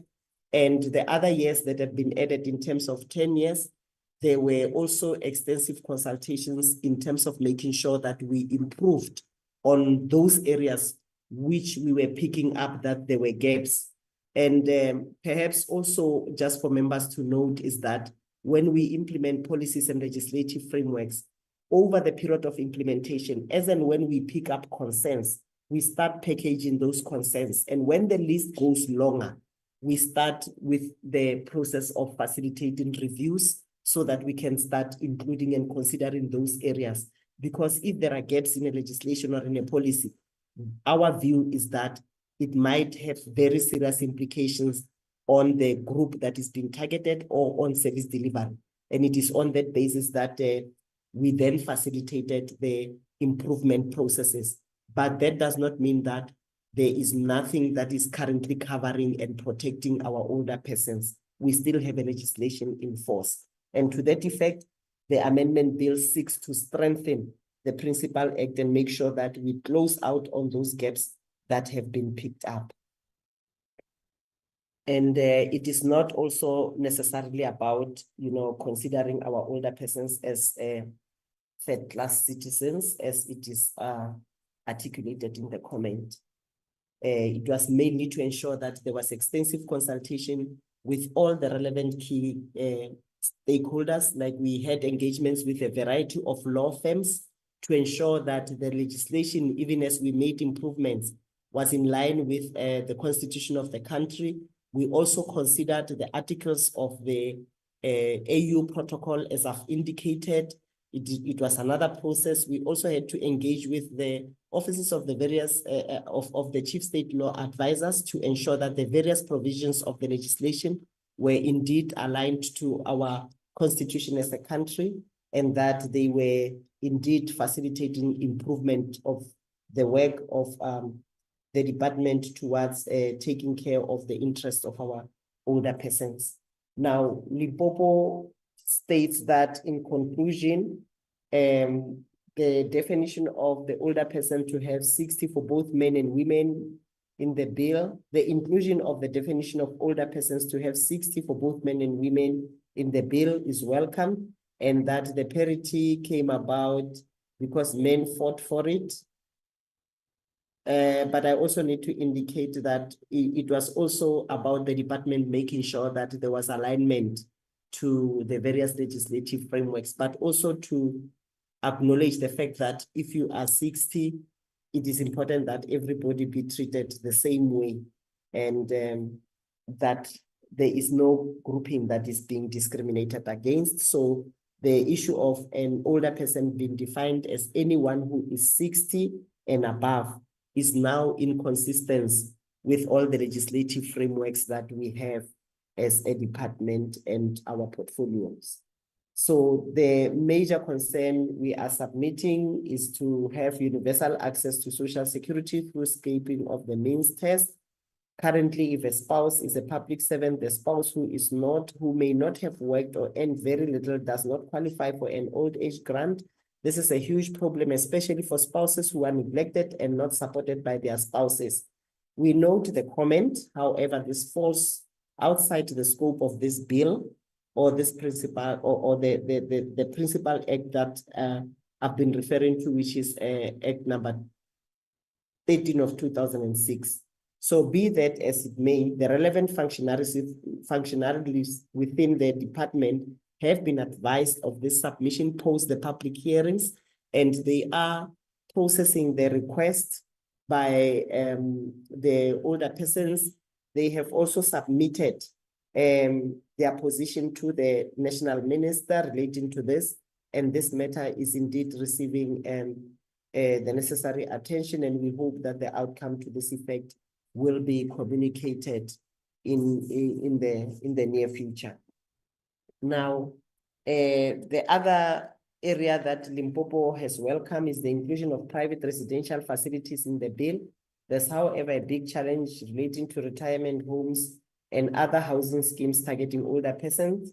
The challenge relates to section in the bill, namely A, J, I, and E. The first three sections grouped together raise the following concerns. A retirement housing industry is basically without any accreditation or registration or oversight, like in Australia, for example. The proposal is noted and appreciated. The department will outline clear guidelines for registration and oversight. The DTIC will also be engaged to guide the process of accreditation, as these facilities also register with DTIC, and clear roles and responsibilities for both DSD and DTIC will be outlined in the regulations. Presently, there are 6 different legal models in operation in South Africa in this sector. The only retirement Housing Act is Act number 65 of 1988, which is basically outdated, with life rights, which is a problem. Child with numerous cases of exploitation of retirees. Also, these facilities have been avoiding the Older Persons Act and taken routes by linking with the Department of Health, by registering nursing practices or operating under a doctor's license. Assisted living and frail care centers are included in the scenario outlined. And I need to indicate that these concerns have also received attention in terms of this amendment bill. We have even gone further to introduce the imposing of penalties in terms of those facilities and providers of services that are non-compliant and who do not adhere to compliance mechanisms and are not accountable in terms of the registration of their facilities and also the related reports. So we have sections that are specifically focusing on the issues of registration of such facilities, the issues of deregistration, why we deregister, and processes that we would follow in terms of deregistering, and the imposition of penalties. And we will also further be unpacking this when we do deal with the issue of regulations as indicated. And we are aware of the comment that is being made by Limpopo in terms of the routes that are being taken by the different facilities to avoid accountability. Now, the proposal is noted and appreciated, and we will also be working with the various government departments, as I've already indicated, and we will further be unpicking their roles and in line with their core mandates when we develop the regulations. And then there is a further complication in that several legal identities are operating under one management or sub-management. We note the proposal and appreciate, and DSD and DOH and DTIC will also be looking at these areas to ensure that there are proper guidelines and standard operating procedures and norms and standards for the provision of these services. And these will also be aligned to the core mandates of all these key stakeholder departments and support organs of state. Now, the question is thus, how will the Department of Social Development develop regulations to ensure registration of these facilities? And older persons and their families who have money, have challenged entities who have drawn money from the estates of older persons who may have lease agreements with such organizations which provide housing. For example, the Cohen versus Proper Practitioners Regulatory Authority and others. The Methodist Homes for the Aged retained 250,000 from the sale of the deceased housing interest when they do not have a valid Fidelity Fund certificate. Unfortunately, those who do not have the means to challenge the companies that exploit them have their assets stolen from them. And we are saying, indeed, some of these actions and inactions by providers of services fall within the issues of them being held accountable, but also, you know, the key areas of them also not adhering to compliance mechanisms and Such areas will also be further unpacked when we do develop regulations. And when we do finally have the bill being promulgated into law. And norms and standards will also be developed to ensure that there is guidance that is aligned to the provisions of this bill. Now, a major concern in terms of the existing threat, namely to prevent abuse, mostly financial and emotional, by unscrupulous organizations which offer services that are targeting older persons. Unless DSD seeks input from legal sources, these sections will not fly. The proposal is noted. The department will be working very closely, as I've already indicated, that we are working with SAPS and DOJ and other key departments, including the private sector, to protect older persons from all forms of elder abuse, and critical stakeholders like legal aid, as we have already indicated, that we had extensive consultations with these organizations and a variety of law firms. And part of the reasons for the delays in terms of concluding on the consultations was to ensure that we listened to such issues from each key stakeholder, taking into consideration the fact that we understood that when we come to the point of implementation, this department, although the legislation falls squarely within the ambit of the Minister of Social Development, this department will not be able to fully deliver on the comprehensive basket of services to our older persons without the support of all these key organs of state, the private sector, and the various stakeholders.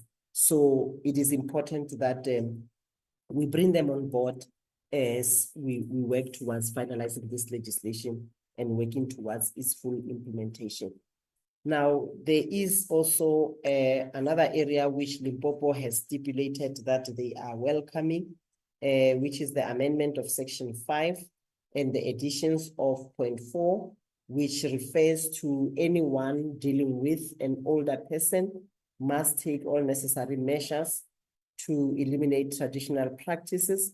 The question is, how will this be enforced? We hope that the regulations will ensure that valid and implementable provisions are made so that this section will be enforced. This also includes ensuring that other stakeholders such as SAPS have the directive to implement this provision. The proposal is noted by the department, and we do appreciate that. The roles and responsibilities of all key stakeholders will be outlined in terms of the regulations as indicated in the comment. The insertion of Section 7A and 7B are also welcome, as they will go a long way in addressing discrimination against older persons. And sadly, since the passing of the Older Persons Act, there has been lip service regarding intergenerational programs. I need to just indicate that there are two elements that these two submissions are bringing our way. One being the issue of managing traditional practices and the myths surrounding witchcraft, and how currently communities deal with older persons around those myths of the lack of understanding of aging, issues of ageism, and so forth. And now the element of intergenerational programs, which then become quite important. And we do acknowledge that there is need for the department to strengthen, intergenerational programs, because currently the challenges around harmful traditional practices in communities, we have noted that young people partake in such activities a lot.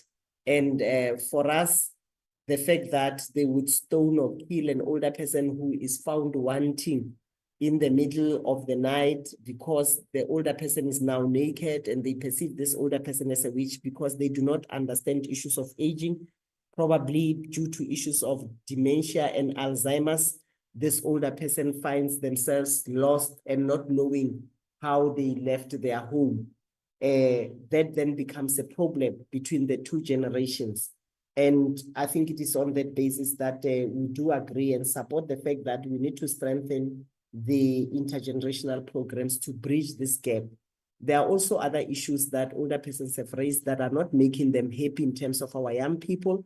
One of that being the fact that they do break into their community-based care and support service centers and still the things that they have left in there through the night and in the morning when they come, their food and their other stuff that is in such centers has been stolen by young people, the criminal activities that happen when they come from pay stations and all those. And some of these activities also happening within households. I take it that, Honorable Chair and members, you've seen videos that are doing rounds within the sector where older persons are abused by their own family members in many instances. And in this regard, it is the basis upon which we are agreeing and supporting the importance of these intergenerational programs, because some of the people that beat older persons, we have noted that it's grandchildren who are demanding the grants that older persons have or receive, although these grants in their own design, they are meant to take care of older persons and not families. But because of unemployment issues, there are many other elements that we are all aware contribute to some of these situations. The issue of unemployment, which is very high in our country, the impact of COVID-19, the poverty challenges that are experienced by many families and so forth, and their inability to sustain themselves, and many other factors that one could mention. So it is on that basis that this proposal is also noted and appreciated, and perhaps the linkage of such activities to our youth units to make sure that youth are also made aware of some of these developments, so that the two programs can then have common programs between older persons and our young people. So there are, in terms of, there are no mechanisms to eradicate ageism and discrimination against older persons. Where older persons make an effort to plow back, they are pushed out, starting in their families, the workplace, and in society.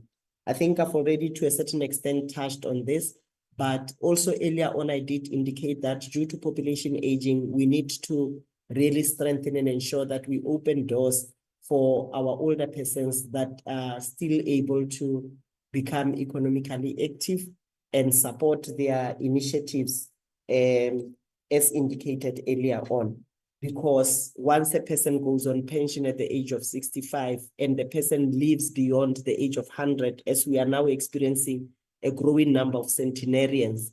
Now, if a person is to live from 65, you go on pension and you live 121 years, it means for 60-something years, you are expected to survive. How do you survive? So if there are initiatives and we are still active from the age of 65 going on, people must be supported to make sure that such initiatives are able to sustain them without causing our older persons to become burdens to their families. There is another issue relating to issues of ageism. I think I've also covered that, the creation of awareness and introduction of extensive joint programs between the youth units and the older persons units to make sure that we bridge the gap that is currently there between the two generations. And in terms of chapter 3, there's another submission by Limpopo in terms of chapter 3, section 14, which inserts the role of caregivers and their training. Unfortunately, currently the training is fragmented and does not chart career path for the caregivers. They are exploited and unregulated. The training of caregivers, just like child and youth care workers, needs to be formalized with clear career path through professionalization. I think it's important that one clarifies this submission. The child and youth care workers have been professionalized. Of course, they do have their evolvement challenges, which we cannot say we are not going to acknowledge. We do acknowledge that. But in terms of caregivers, we have already included them in terms of our policy for social service practitioners, but they have not as yet been professionalized. And hence we are saying, as we work towards dealing with all other processes, in the meantime, they must get proper accredited training. There must be proper databases for us to be able to professionalize them. The Council for Social Service Professions must be having a proper database of these practitioners, and it will be a benefit for them to also be trained and have the necessary qualifications, so that once such professionalization takes place, they can be easily reachable and utilized within the sector accordingly, and that they can also be held accountable, because we do not want to have people just being trained in a mass without all proper care being exercised to make sure that as these people enter homes of older persons, we are sure that it is people that are reputable, because we are all aware that crime is on the rise. People can wear, codes that say they are good people, just like providers of services as indicated. Many of them, go into the space for different reasons. We might also have people who volunteer to be carers just so that they have access to our older persons. And remember, carers in many instances go to homes when people and family members have gone to work, and they are there to substitute or provide services in the absence of family members and so forth. And so those that come and go, we must really make sure that we have done the right thing and proper processes have been followed. So I've already talked about their training, and we hope that in the near future, because this process has just been embarked upon by the department only 2 years, starting from 2 years ago, we will be able to then start charting career path for the caregivers. We want to roll out the training, which is what is important at this stage, to make sure that we have more hands on the deck as we experience the growing number of older persons that are aging. So we appreciate and note the input, and we are in the process of facilitating processes that will ensure that we professionalize caregivers and ensure that they are regulated and included within the social service practitioners bill. As I indicated, they're already considered in terms of the policy for the social service practitioners. Now, the department is also in the process of developing one standardized curriculum for all caregivers, providing services to different vulnerable groups. And this is HWCTA approved. Now, the final comments from Limpopo, they've stated that lastly, since 2010, with the implementation of the Primary Act, the register of persons convicted of abuse of older have not been effective. We are aware that the department and the Department of Social Development and the Department of Justice and Constitutional Development are currently working on the interpretation of the two registers. It is very sad that this has not been done yet with the high level of elder abuse in the country.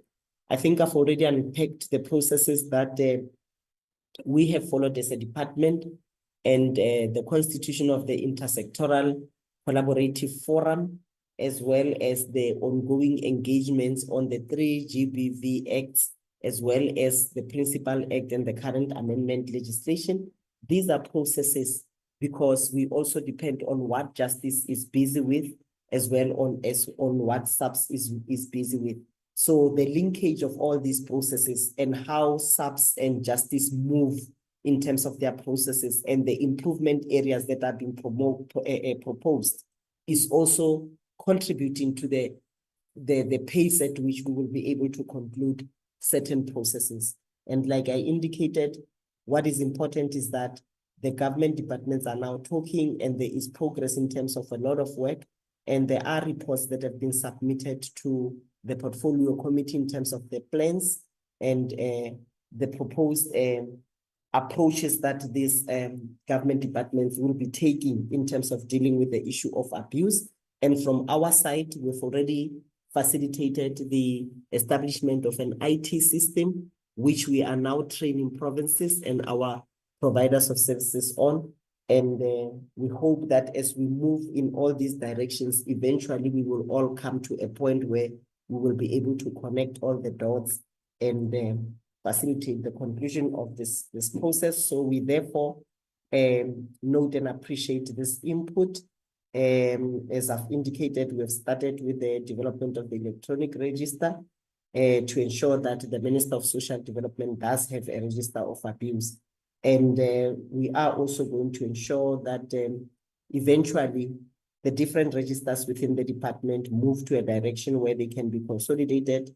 And I'm happy to announce that there is progress to this effect. Our IT unit is moving at a very fast pace to ensure that we do have such a consolidated system in place. So it will be linked to the various government departments. So the integration of these registers and such systems will be something that we will be realizing very soon. Now, Chair and honorable members, that concludes my comments in terms of Limpopo. I will now move to Mpumalanga province. Now, in terms of the input that was received from Mpumalanga, they have indicated that SALGA has welcomed the Older Persons Amendment Bill with the following emphasis that the law must make sure that when a perpetrator is apprehended, must be denied bail, especially when the victim is an older person or relative, because the perpetrator can intimidate or kill the victim. The proposal for perpetrators to be denied bail is supported. However, the proposal falls out of the scope of DSD and this legislation. So DOJ and Constitutional Development, they are aware of this issue and they will be advising us in terms of what the best approaches would be in terms of managing this process. Now, the older persons wanted the government to put one section that talks about the right of burial when someone passes on. She or he will be allowed to pass by at their house, homes, before going to the cemetery. Reference here is be made, I think, to older persons who are living in facilities so that that can happen. And the proposal to allow older persons to pass at their homes before going to the cemetery is supported, as it is the belief of different categories of the population in terms of what is it that they need and the procedures that they want to follow as families in terms of their last respects for their loved ones. So this will also be considered for further unpacking as we move into the phase of developing regulations. Chair, that concludes my comments in terms of Mpumalanga province. I now move to the Northwest province. Now, in terms of the Northwest, there were insertions in terms of section 1, where a comment has been submitted in terms of interdepartmental structure responsible for the care, appropriate care of older persons to include Department of Defense and military veterans. Now, the proposal is supported by the department. Now, the amendment of section 1C, an insertion of the definition of ageism with the following definition: discriminatory practices that refer to the stereotypes and prejudice directed towards others based on age in ways that may lead to harm, disadvantage, and injustice. Now, the proposal is supported and already addressed in the matrix, and I've already unpacked a lot of issues relating to the discriminatory practices relating to ageism and the importance of creation of awareness. And what is important for members to also note is that when we did the public hearings, the first sets of public hearings, there was a lot of discussions around this, and we did bring on board the House of Traditional Leaders, and in each community, rural-based communities, we were able to get extensive support from the chiefs and the local community leaders who took part in these issues, in the discussions of these issues. And we have also requested that they do not exclude older persons from the structures within communities, so that some of these issues can be easily engaged upon, but also the utilization of the district development model, work-based model communities. Now, the amendment of section 1 to the insertion of the Older Persons Forum, which refers to a structure established in terms of the South African Older Persons Policy of 2005 to coordinate, advocate for matters relating to older persons and monitor the implementation of these services. We support this process, this proposal, Chairperson and honorable members, and we have already addressed this in the matrix. Important to mention is that this forum has been established by this department to make sure that they serve as eyes and ears of the department on the ground, and that they also keep the department appraised with developments. And we work with them in every process that we deal with as a department that impacts on older persons. When we do consultation on any process, when we were developing this legislative framework, and they are there at national, they are funded by the national department as a national forum, and they are also existing at provincial level, funded by the province, to make sure that they are there at regional level, and also to be active in every street corner or in every street where they are based, so that the challenges of older persons can be reported. And I can indicate that this forum is extremely active, and it does have members that are also quite vocal. They participated effectively in the public hearings, as members would have been aware, and also in the previous ones, and they have spoken in terms of issues that impact on older persons extensively. Now, there is also a proposal in terms of the amendment of Section 2. The section must include paragraph C, prevent and combat the practice of ageism against older persons. We do support this proposal, and we have already addressed it in the matrix. And just also to say that this is linked to some of the issues that I've just raised in terms of issues of ageism and the lack of understanding of aging, and the importance of creating awareness across the board. Now, Section 3(b)(4) speaks to the promotion of economic participation of older persons, including the establishment of banking products for older persons, earning interest of remainder of pension in the banking account or facility. So the proposal for establishing banking products is rejected because it will result in the department exceeding its mandate, and as it does not have the powers to legislate for other organs of state.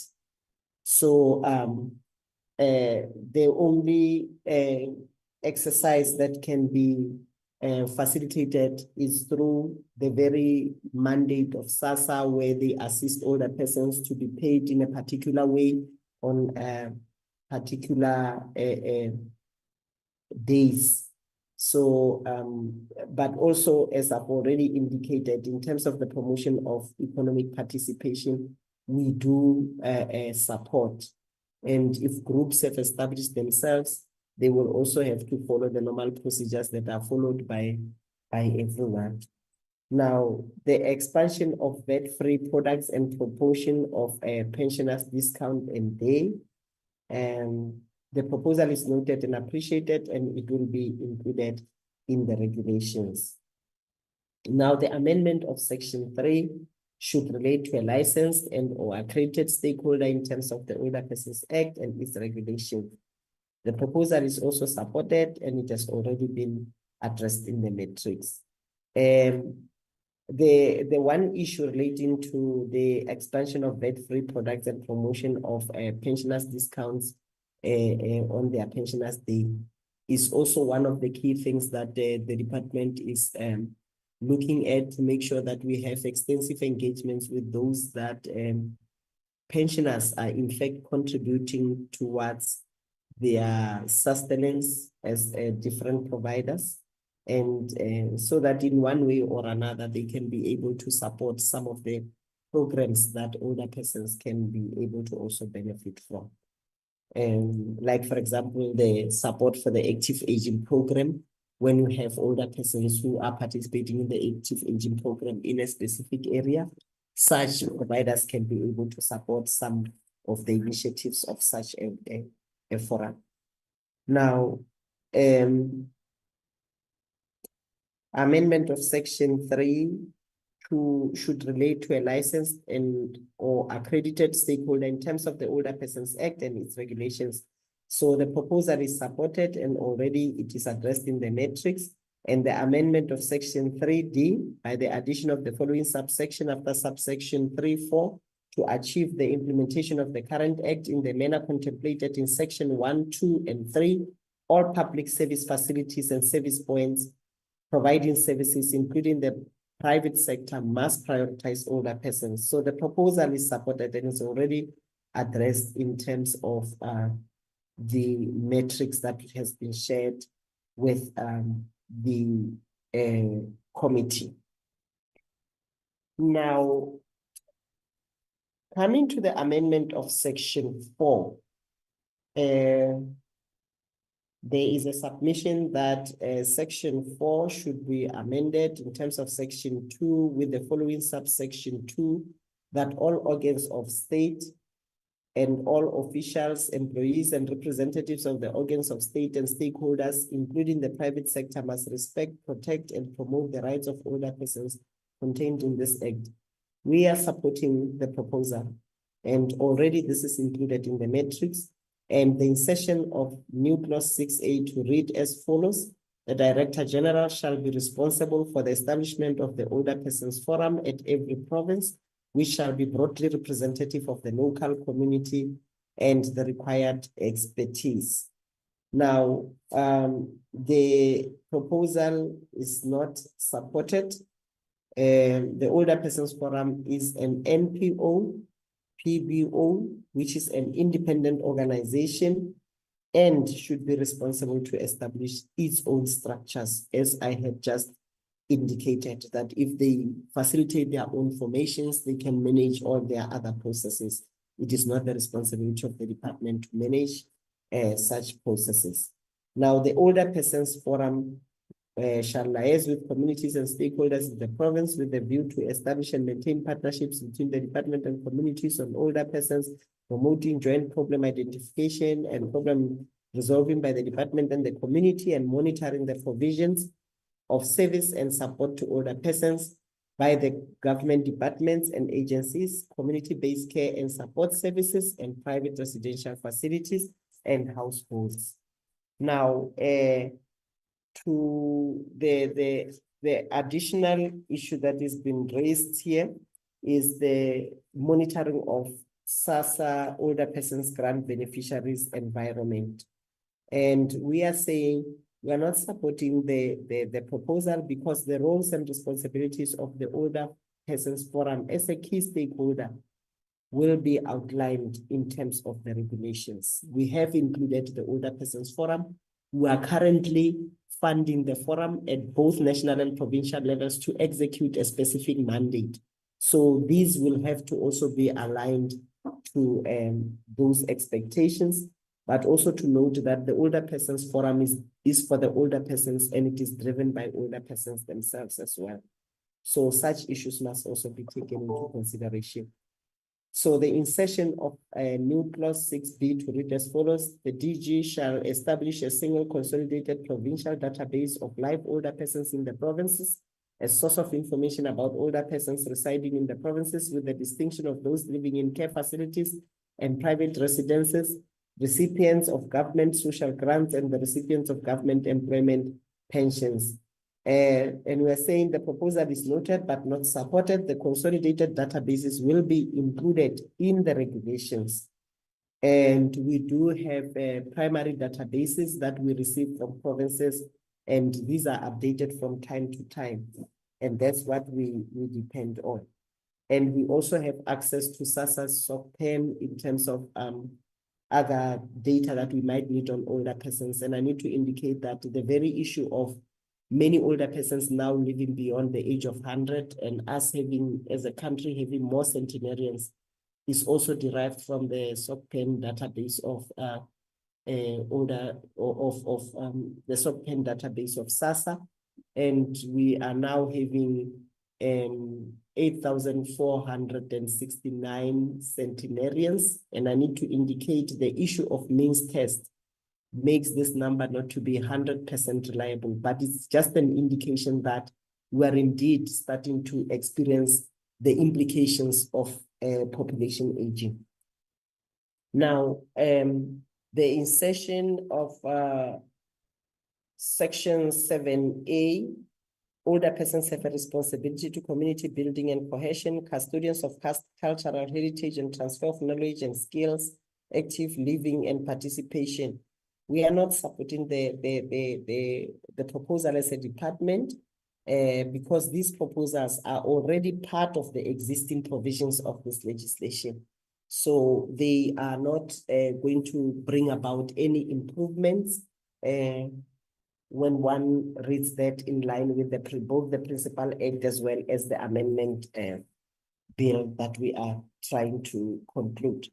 Now, the insertion of the concept of substance abuse in clause 18 of the bill, which intends to amend section 33 of the principal act, the new provision, that is section 3F, shall read as follows: substance abuse means misuse, prescribed medication, exceeding buying or over-the-counter medication, and excessive episodic consumption of alcohol beverages.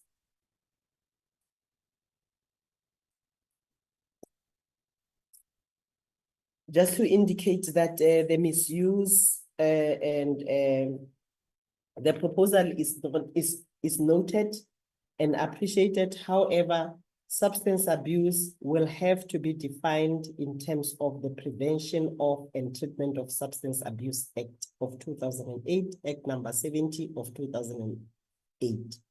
We endeavor to ensure the alignment of legislative frameworks so that we do not confuse the work that we do as a department, even the work that does not directly fall within our scope of work. If we are, for example, to address the plight of farm workers, and we refer to a legislative framework within the Department of Agriculture, we need to also make sure that we should reference terminologies and everything in line with that particular legislative framework. So we will stick to the definition that we have extensively consulted upon and included in terms of the Prevention of and the Treatment of Substance Abuse Act, number 2008, Act number 70. And in terms of intermediary services for older persons as witness in the sexual offenses in the criminal proceedings, a submission is made for the amendment of section 178(3) of the Criminal Procedure Act 51 of 1977 to include older persons during sexual offenses trials in the witnesses who qualifies for intermediary services in a rearranged courtroom, separate room. I think I've already dealt with this particular issue earlier on, and there is a rejection of this particular proposal because it is already covered in terms of the mentioned legislation, and it will also result in the department exceeding its mandate as it does not have powers to legislate for other organs of state, but we can collaborate and have bilaterals and engagements as we are working with SAPS and also working with the Department of Justice and Constitutional Development. And I must say that there are positive and progressive engagements in terms of the discussions that we are having relating to this legislative framework and its implementation. Now, there's an issue relating to noise pollution. Any sound which disturbs or impairs or may disturb or impair the convenience or peace of any person, and disturbing noise as a noise level that exceeds the ambient sound level measured continuously at the same measuring point by 7 decibels or more. Proposal to include noise pollution in the bill is rejected because it will result in the department exceeding its mandate, as it does not have powers to legislate for other organs of state. So we will not be able to include this proposal that is made in terms of the issue of disturbing noise. Now, section 11(2)(c) and section 25(5)(g) and (h) of the Act speaks to the protection of older persons who have mental illnesses, to enforce the protection and right of older persons as far as physical, mental, or social neglect is concerned, and must ensure the well-being of older persons in line with Criminal Procedures Act. Now, we note the proposal as a department, and we have already covered it in the bill, and it will further be unpacked in terms of the regulations. And as indicated earlier on, we have also addressed through the provisions of this amendment bill some of the key issues that are impacting on our older persons with disabilities, and covering some of the elements that are also raised in this particular provision and section. Now, in terms of section 18A, in case of shortfall in facility fees, the state must augment with an amount no more than 20% of the private residential facility, assisted facility, or similar. So this proposal is not supported, and the reason being that admission criteria and the fees and all those things normally fall within the ambit of such facilities, and it will definitely be a very difficult task for government to be paying the 20% to all these private residential facilities and assisted living facilities for all shortfalls experienced by older persons. It is something that will be also very difficult to plan for, as we would not know how many people at a particular point in time would require such services. And eventually it might also lead to the department, facing legalities in terms of discrimination should others not be able to have access to such support. So in that regard, we are not supporting the proposal.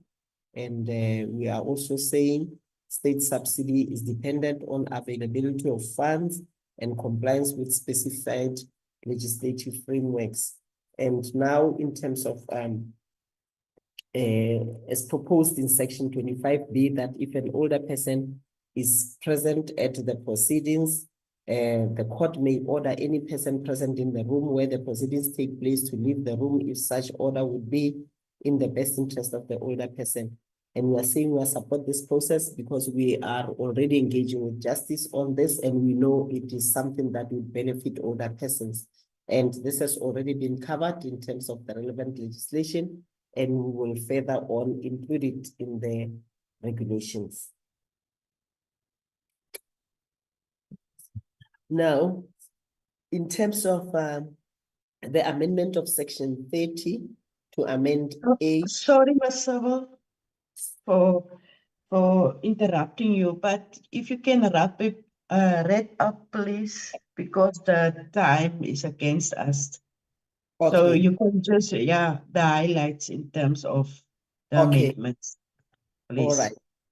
Okay, so yes, now these have already been covered in terms of the legislation. There are also further submissions in terms of the substitutions of subsection 3 for the purpose of subsection 2, which covers the issues of abuse of older persons, and we are supporting this, and we have already included it in the matrix. And in terms of the amendment of section 30G on issues of ageism, we support the process, the proposal, and we have already also included that in the amendment bill.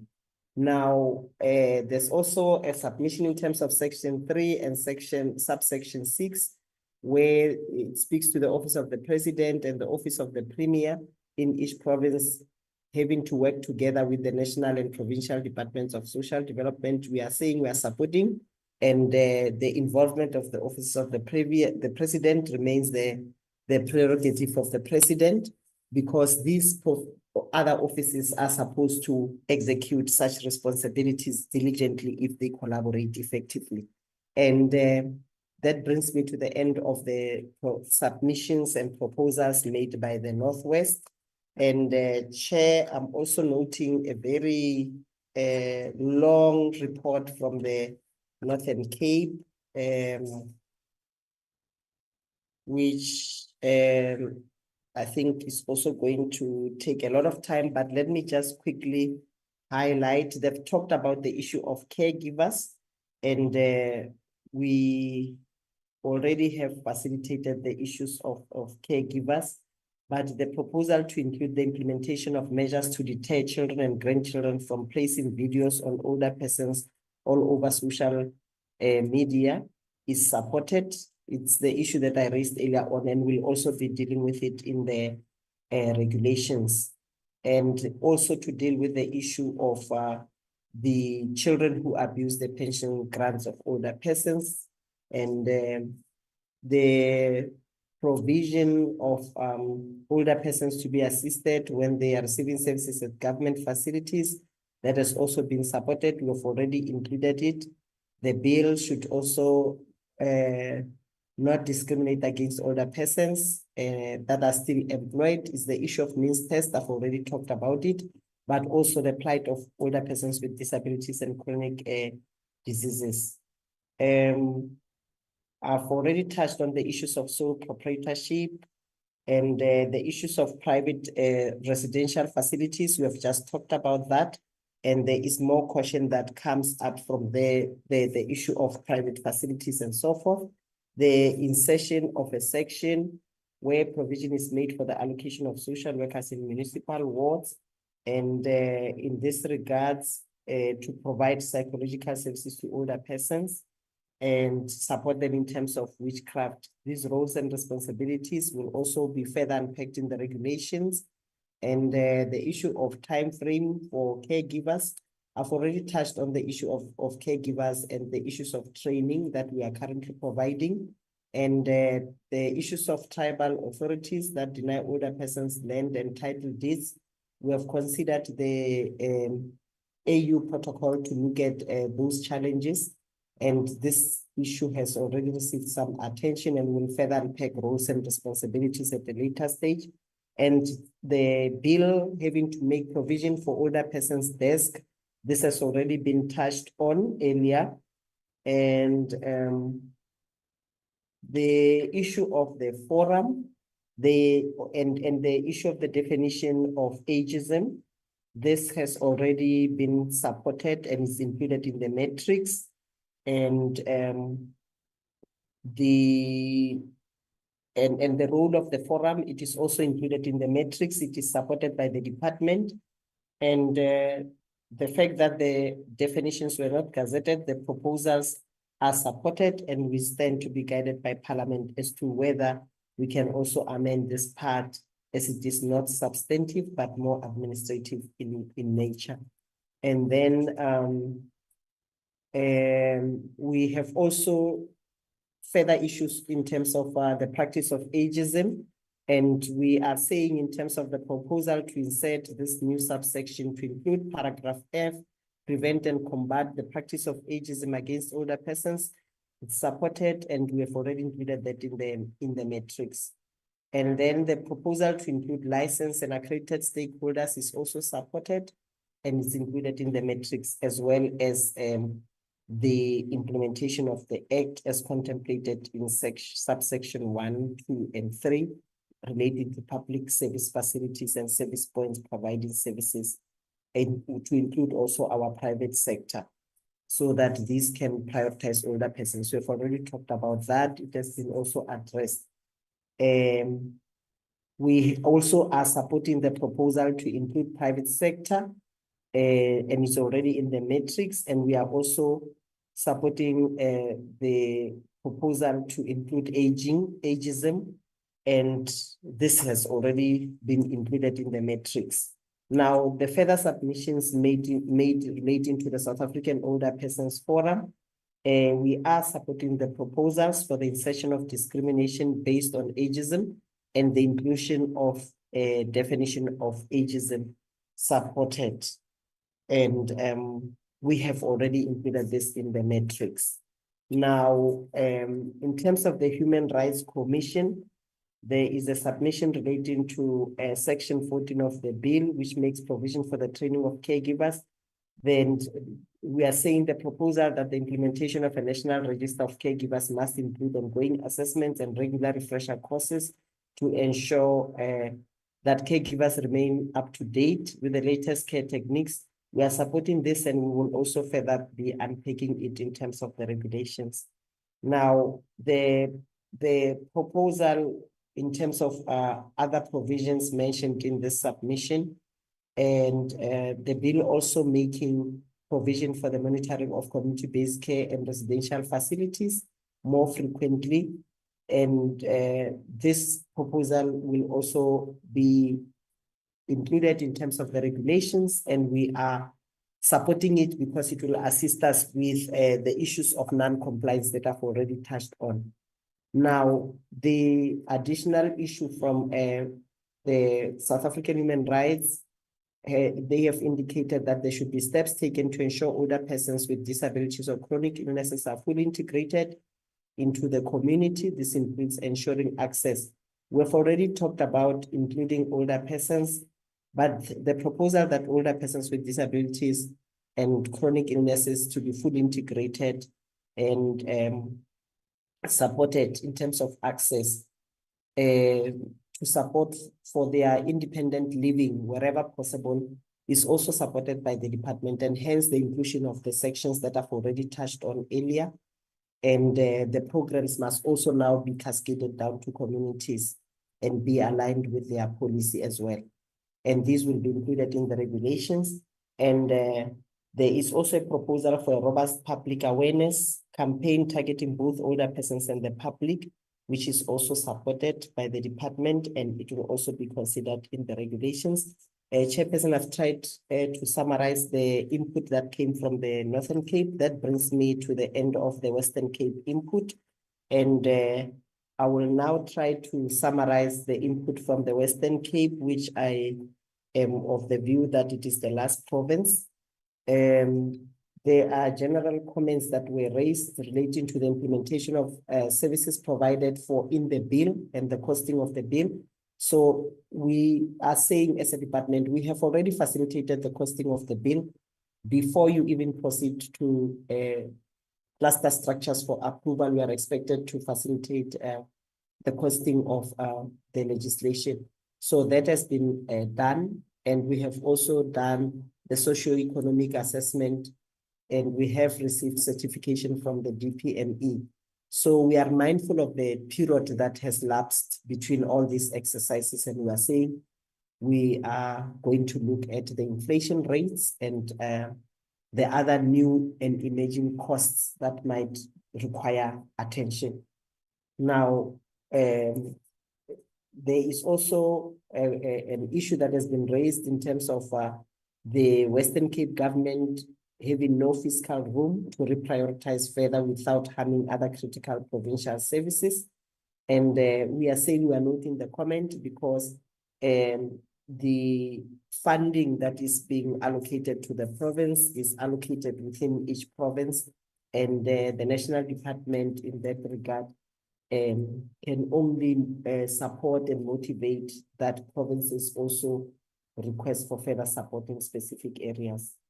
The proposal to include the definition of caregiver as a person who is not a family member or accredited as a caregiver who volunteers to care for an older person by agreement between them, either at home or where home-based care is not applicable, is supported.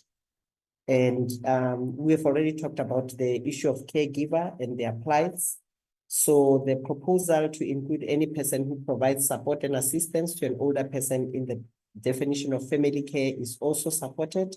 And we will be further unpacking these roles and responsibilities when we deal with the regulations. And then the provision under clause 36D, the proposal to conduct costing is not supported, as I've just indicated. And we will be looking at the processes that I've just outlined. It is a repetition of what was said earlier. And the proposal which deals with clarity to be provided on how prioritization of older persons at all public facilities and service points is going to be achieved. We will further unpack that in the regulations. It is already happening in many areas where services are provided, where older persons do receive priority attention. We will be looking at best practices and to inform our regulatory processes. The proposal in terms of section 3.6 to the effect that the provincial Department of Social Development is the lead in facilitating and coordinating the development of integrated provincial plans, and that of the Office of the Premier approves plans. The proposal is not supported. While the Department of Social Development is the lead in the provision of services to older persons, the Office of the Premier should provide oversight and ensure that all other provincial departments provide services in line with their mandates, and that the department can then closely work with the offices of the Premier in achieving this provision. Now, the proposal to remove Section 5 from Section 5.4 from Section 5 is also not supported, as it forms part of the general principles expected when dealing with older persons, and the proposal to be specific with meaning of taking care of the measures necessary to eliminate traditional practices is supported and will be outlined in the regulations. As indicated, there are issues that are linked to the Principal Act. And if you read the amendment bill without cross-referencing, there might be misinterpretation or misunderstanding, or some gaps might emerge in terms of how one processes the information. Now, in terms of clause 6, the proposal is supported. The content of the subsections will also be included in the regulations, and the responsibilities are not imposed, but they are voluntary and part of recognizing the skills and knowledge and experience of older persons that they can make to their families and their communities. And so the termination or suspension of community-based care or services, the comment is noted and appreciated. However, timeframes for notification procedures are already included in the regulations that are currently in existence and will be revisited upon promulgation of this amendment bill. Now, the issue of additional training provision for caregivers, I think we've already touched on that.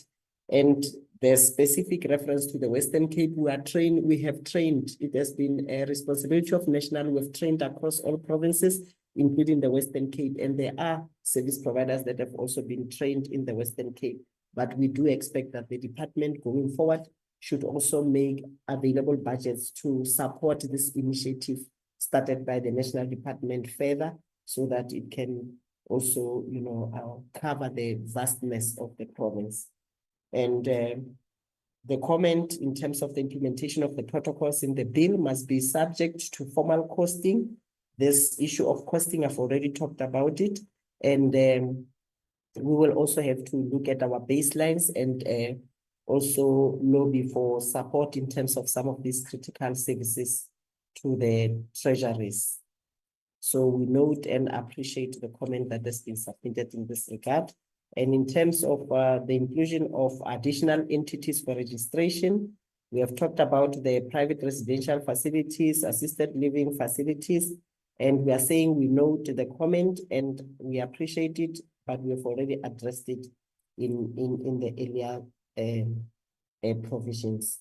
And in terms of the proposal of the bill being subjected to formal costing, it's again a repetition. We have already done that. In terms of clause 13, we have been requested to correct the reference to police, to a police official. And we are saying the comment is noted and appreciated. However, the use of the word police in clause 13.2 has been used in the correct context, because the reference is to police as a constituted body. And then in terms of clause 15, there is an issue around Western Cape having a higher level of longevity than the rest of the country, and thus facing even greater demand for placement at such facilities. And we are saying the comment is noted and appreciated and has been addressed earlier in the presentation. We do note also the fiscal challenges. I've just spoken to the proposed procedures. And in terms of the implementation of this clause in the bill, it must be subject to formal costing. We have already addressed this in the earlier in the presentation and in our metrics. And then in terms of liability for temporary safe care as contemplated as a shelter or any other place, the word any other place does not have a broad meaning, because a shelter is defined, meaning that any other place would refer to a facility that has characteristics of a shelter. So the person that is responsible for paying under normal circumstances shall bear the costs in the case of temporary safe care placement. So ordinarily residential facilities have safe beds which are fully funded. So that is the position of the department. And then there is a comment relating to clarity to be provided in terms of the bill as the liability of the state for payment of temporary accommodation for older persons for a period not exceeding 6 months. And we are saying we're noting the comment, and we have already addressed it in the earlier part of this presentation. Now, clause 16 speaks to the receipt of complaints and the responsibility to investigate within the prescribed turnaround times as contemplated, requiring additional capacity and financial resources. And we are saying we are noting the comments, and we appreciate the submission, and we have already addressed it in terms of this presentation, where we have even unpacked the issues of the costing of the legislative framework. We then come to clause 17, which is referring to the Criminal Procedure Act. That does not appear to be correct. And the proposed amendment contemplates a charge, but this provision of the Criminal Procedure Act of 1955 refers to reservation of a question of law. Now, there is also a recommendation to correct that, and the comment is noted and appreciated. However, although the Criminal Procedure Act number 56 of 1955 has been repealed by the Criminal Procedure Act number 51 of 1977, section 319 and 384 were not repealed, and therefore reference to these sections is still correct. So the department retains its position in this regard to ensure that there is alignment, and these sections have also been verified and confirmed by offices of the Chief State Law Advisor and our legal advisor, as well as the legal advisors of Parliament. Now, clause 18 speaks to the definition of physical abuse that should be expanded. The comment is noted and appreciated. However, the word neglect in the definition is meant to cover for omissions. These are areas of improvements because of the experiences on the ground and the gaps that were picked up. Now, regarding medical sedation or shackling, as contemplated in the administering of any other kind of medicine, not just medicine which causes sedation or substance or drugs without the consent of the older person, and contrary to the older person's best interest, could also constitute physical abuse. The comment is noted and appreciated and will also be included in the regulations. But we are also saying it is wrong, because in many instances, when families are tired of taking care of their older persons who have mental conditions like dementia and Alzheimer's, in some instances, including in residential care facilities where providers of services' hearts are not at the right place, they sedate older persons, and we have included that specifically to cover those areas. Okay. Now, the comment. So the comment is noted and appreciated and will also be included in the regulations. And so the different categories of sexual abuse are also unpacked there.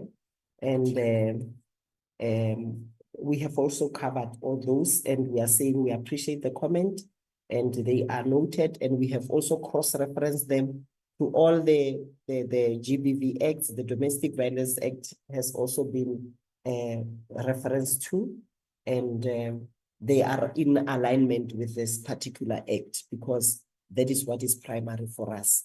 Chairperson, that brings me to the end of my presentation with conclusions in terms of comments from the Western Cape Province. Let me take this opportunity to thank you, Chair, as well as the honorable members for having endured to listen to this long presentation. But I take it that it begins to provide a very broad overview in terms of the unfolding of events on the ground as we were conducting public hearings and what the outcomes are. Thank you very much, Chair.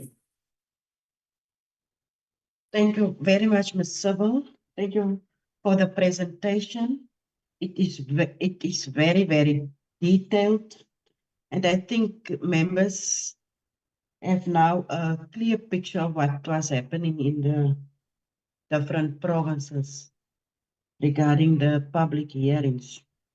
According to me, the matrix that we received is just a document that shows the progress regarding the recommendations that was received by the department. So we will go over to the discussions. Honorable members, can you raise your hand if you have any questions of clarity or any comments, honorable members.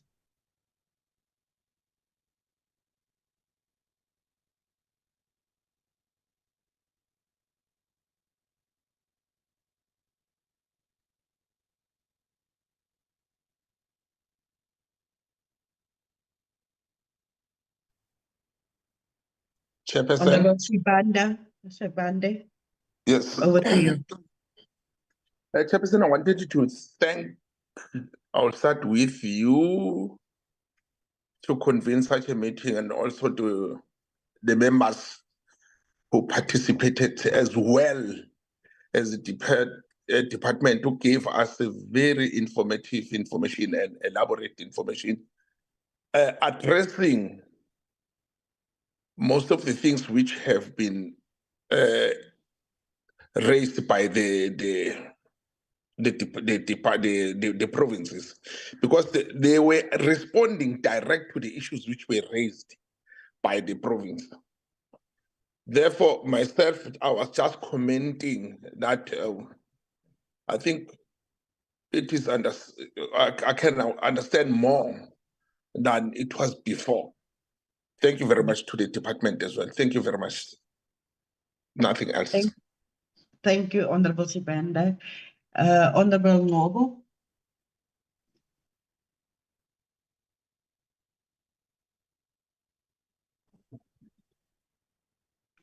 Honorable Noble, over to you.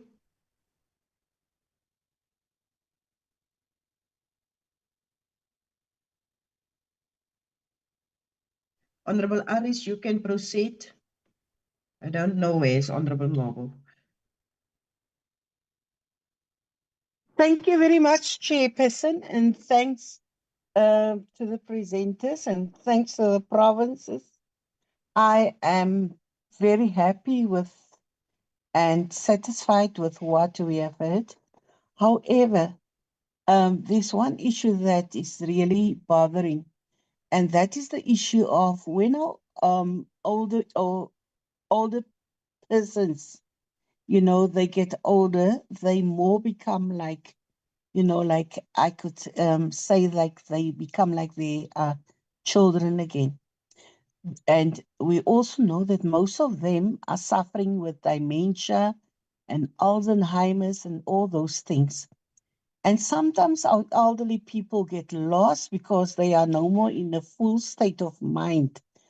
The only issue that I perhaps would like to see, and I know that I don't know if they can, is that when it comes to missing people in terms of search for that elder person, it must be handled like they handle the missing children.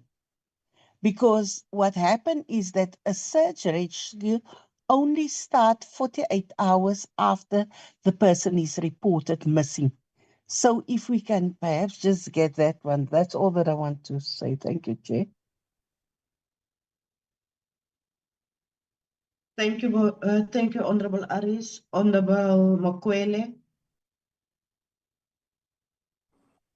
No, thanks very much, Chairperson. And let me just welcome or to join other members in welcoming the inputs from the department.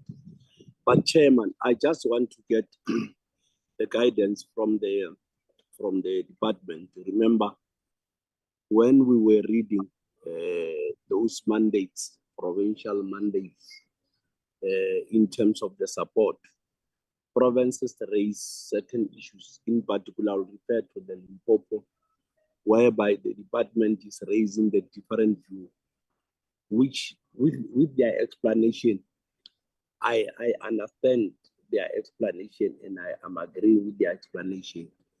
But my issue is that because remember the provincial mandate, we need to implement as they are proposing. But I just want to get the guidance, because according to me, we're supposed to get the inputs from the department before we also agree. But maybe with reference to also the the guidance that the Limpopo or the department indicated with regard to the mandate of Limpopo. I'm agreeing with the department. I therefore agree that meaning that we are taking the mandate to the NCOP with what the department felt that even though the province raised, they felt that the department, they are right. So I just want to get the guidance in that regard. But safe to say, I want to welcome even the advices that the department has indicated the province, in particular the province of Limpopo, with what they've initially raised. So that when I'm giving the feedback, I'm able also to have all those motivational reasons to say that yes, we have raised this issue. But however, as the portfolio, when we were in the discussion, we felt that though the concern that you raised, it was not genuine on the basis of 1, 2, 3, 4, 5. So that's the clarity. But other than that, I'm fine with the inputs and also the clarity on the concern that the province has. I think. Thank you, Honorable Makwele. Honorable Chirwa. Thank you so much, Chairperson, and greetings to our colleagues and the department. Thank you very much for the comprehensive presentation. I just want to ask on the issue of training of the people that will be entrusted with caring for the elder, and particularly to the monitoring systems. I know it's not in relation specifically to the bill, but more on the implementation side and becomes for exercise and not just another bill that isn't reality or that isn't tangible for our people on the ground. In relation to monitoring systems for training out, how that be done by the department, and second to that, is there going to be a tailored approach, or are we going to utilize the already existing methods on the curriculum, on training? Those are the main two things I want to ask about in relation to the implementation aspect and the peoples that will be entrusted with care. Thank you. Thank you, Honorable Chirwa. I think the hand of Honorable Nobo is a legacy hand. So, Ms. Sabal, over to you for your response. Chair, my hand is up, Honorable Feni. Oh, sorry, Honorable Feni. I did not see you. You can proceed, Honorable Feni, before Ms. Sabal comes in. Thank you very much, Chair. I also welcome the presentation that deals with the question of proposals, but I didn't perhaps in the responses just to check in terms of the proposal from the Eastern Cape. I didn't capture all the clauses that the proposals were made. If I was left behind, can just be captured also when the presentation, when the responses have been made. Thank you very much. Thank you, Honorable Feni. Ms. Sabal, over to you.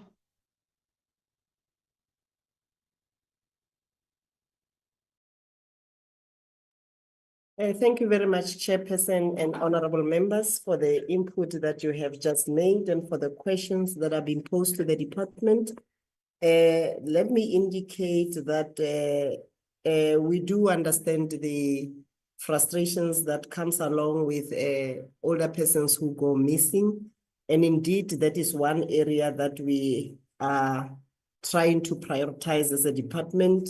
We have had extensive consultations and engagements with our key stakeholders, and we have agreed that given the challenges of population aging and the rising number of centenarians, as well as the heightening number of older persons who experience issues of dementia and Alzheimer's, we really need to retreat as a department with our stakeholders and have an indaba on Alzheimer's and dementia. This is one area that we have agreed we are going to be dealing with once we conclude on this legislation. so that we bring on board everyone and all our key stakeholders that are also contributing to the care of older persons and their protection, because this is a situation that is starting to become a problem in many areas. We are noting this challenge heightening in KZN. There are areas that have been badly affected and a number of older persons that have also lost their lives because of going missing due to the issue of Alzheimer's and dementia. So, Honorable Aris, we do understand the challenge that you are raising, and we acknowledge its existence. In terms of the responses, Honorable Mokwele, relating to the response of the department and your plight as a province, my take is we have explained and tried to clarify why we are accepting certain proposals and why we cannot accept certain proposals. And in many instances, the proposals that cannot be accepted are proposals that are going to contravene our acts or work against some of the provisions of the very same legislation. And to that effect, I take it that members, as they note the initiative of making sure that this legislation is progressive, we cannot have it some sections contravening some of the work that we need to do to ensure that we deal with certain sections of and provisions of this legislation. So, and should there be need for clarification in terms of the accepted proposals and those that cannot be accepted due to their nature, I think the department is more than available to can assist you in terms of reverting to your constituency to provide that kind of feedback, or to the committee in Limpopo to provide that particular feedback. And then in terms of the training of caregivers, we have unpacked the issue of the training of caregivers, and we acknowledge that it's important that we have more of them also being trained, and we have brought that initiative to all provinces. So we have trained across the 9 provinces, and we have also trained providers of such a service so that we have them also available to assist with this need. And we do appreciate and acknowledge the fact that it is becoming a ticking time bomb for us to in fact prioritize this key area. I'm not sure if there's any part of your comment, Honorable Chira, that I have left out. I'm not sure, Chairperson, if I have covered the comments that were made. Yes, it's covered. Thank you so much. Yes, thank you, Ms. Saville. You have covered all the comments. No, I'm also covered, ma'am. Thank you. Okay. The last comment that was made by Honorable Fenis, did I get that right? I'm not sure. Femi. Honorable Femi. Oh, okay. It was pertaining to, I missed that last part. It's also the mandate of the provinces. Is the different clauses, yeah. So you have covered that as well. Oh, okay. I thought I had missed out on that particular area. Yes. No, thank you very much, Chairperson.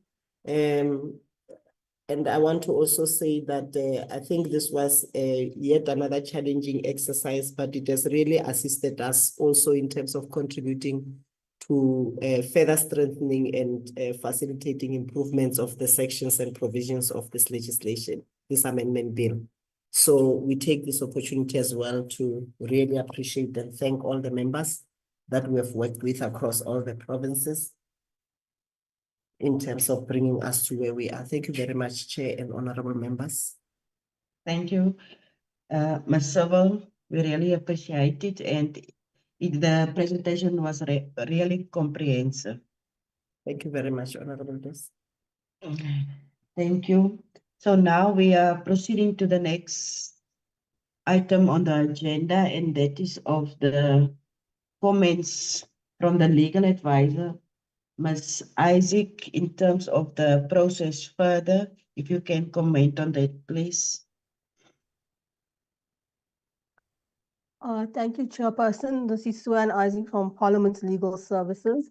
Chairperson, there's various amendments that were proposed by the provinces that the department is in agreement with. And these amendments can be drafted with the committee if the committee agrees, and we can present that to the committee, and the committee can decide on each amendment as to whether they agree with that, and that is before the provinces decide on their final voting mandate. So it'll be a proposal of amendments, and then the committee can consider it as to whether there's agreement amongst members, and before they take that back to the provinces for consideration. Thank you very much, Ms. Isaac. Is there anyone else? The state legal advisor? Is he on the platform? No comments thus far, Chairperson. Thank you very much. So now I think we have come to the end of our meeting. I just want to thank the department for the presentation and for all the responses from your side. And then thank you to all honorable members, officials of the Parliament. Thank you very much. The meeting stands adjourned.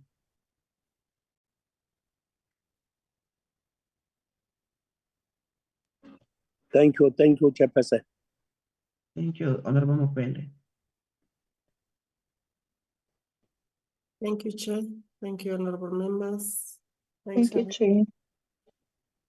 Thank you. Thank you. Well done, Chairperson. Thank you. Thank you, Honorable Adriansa.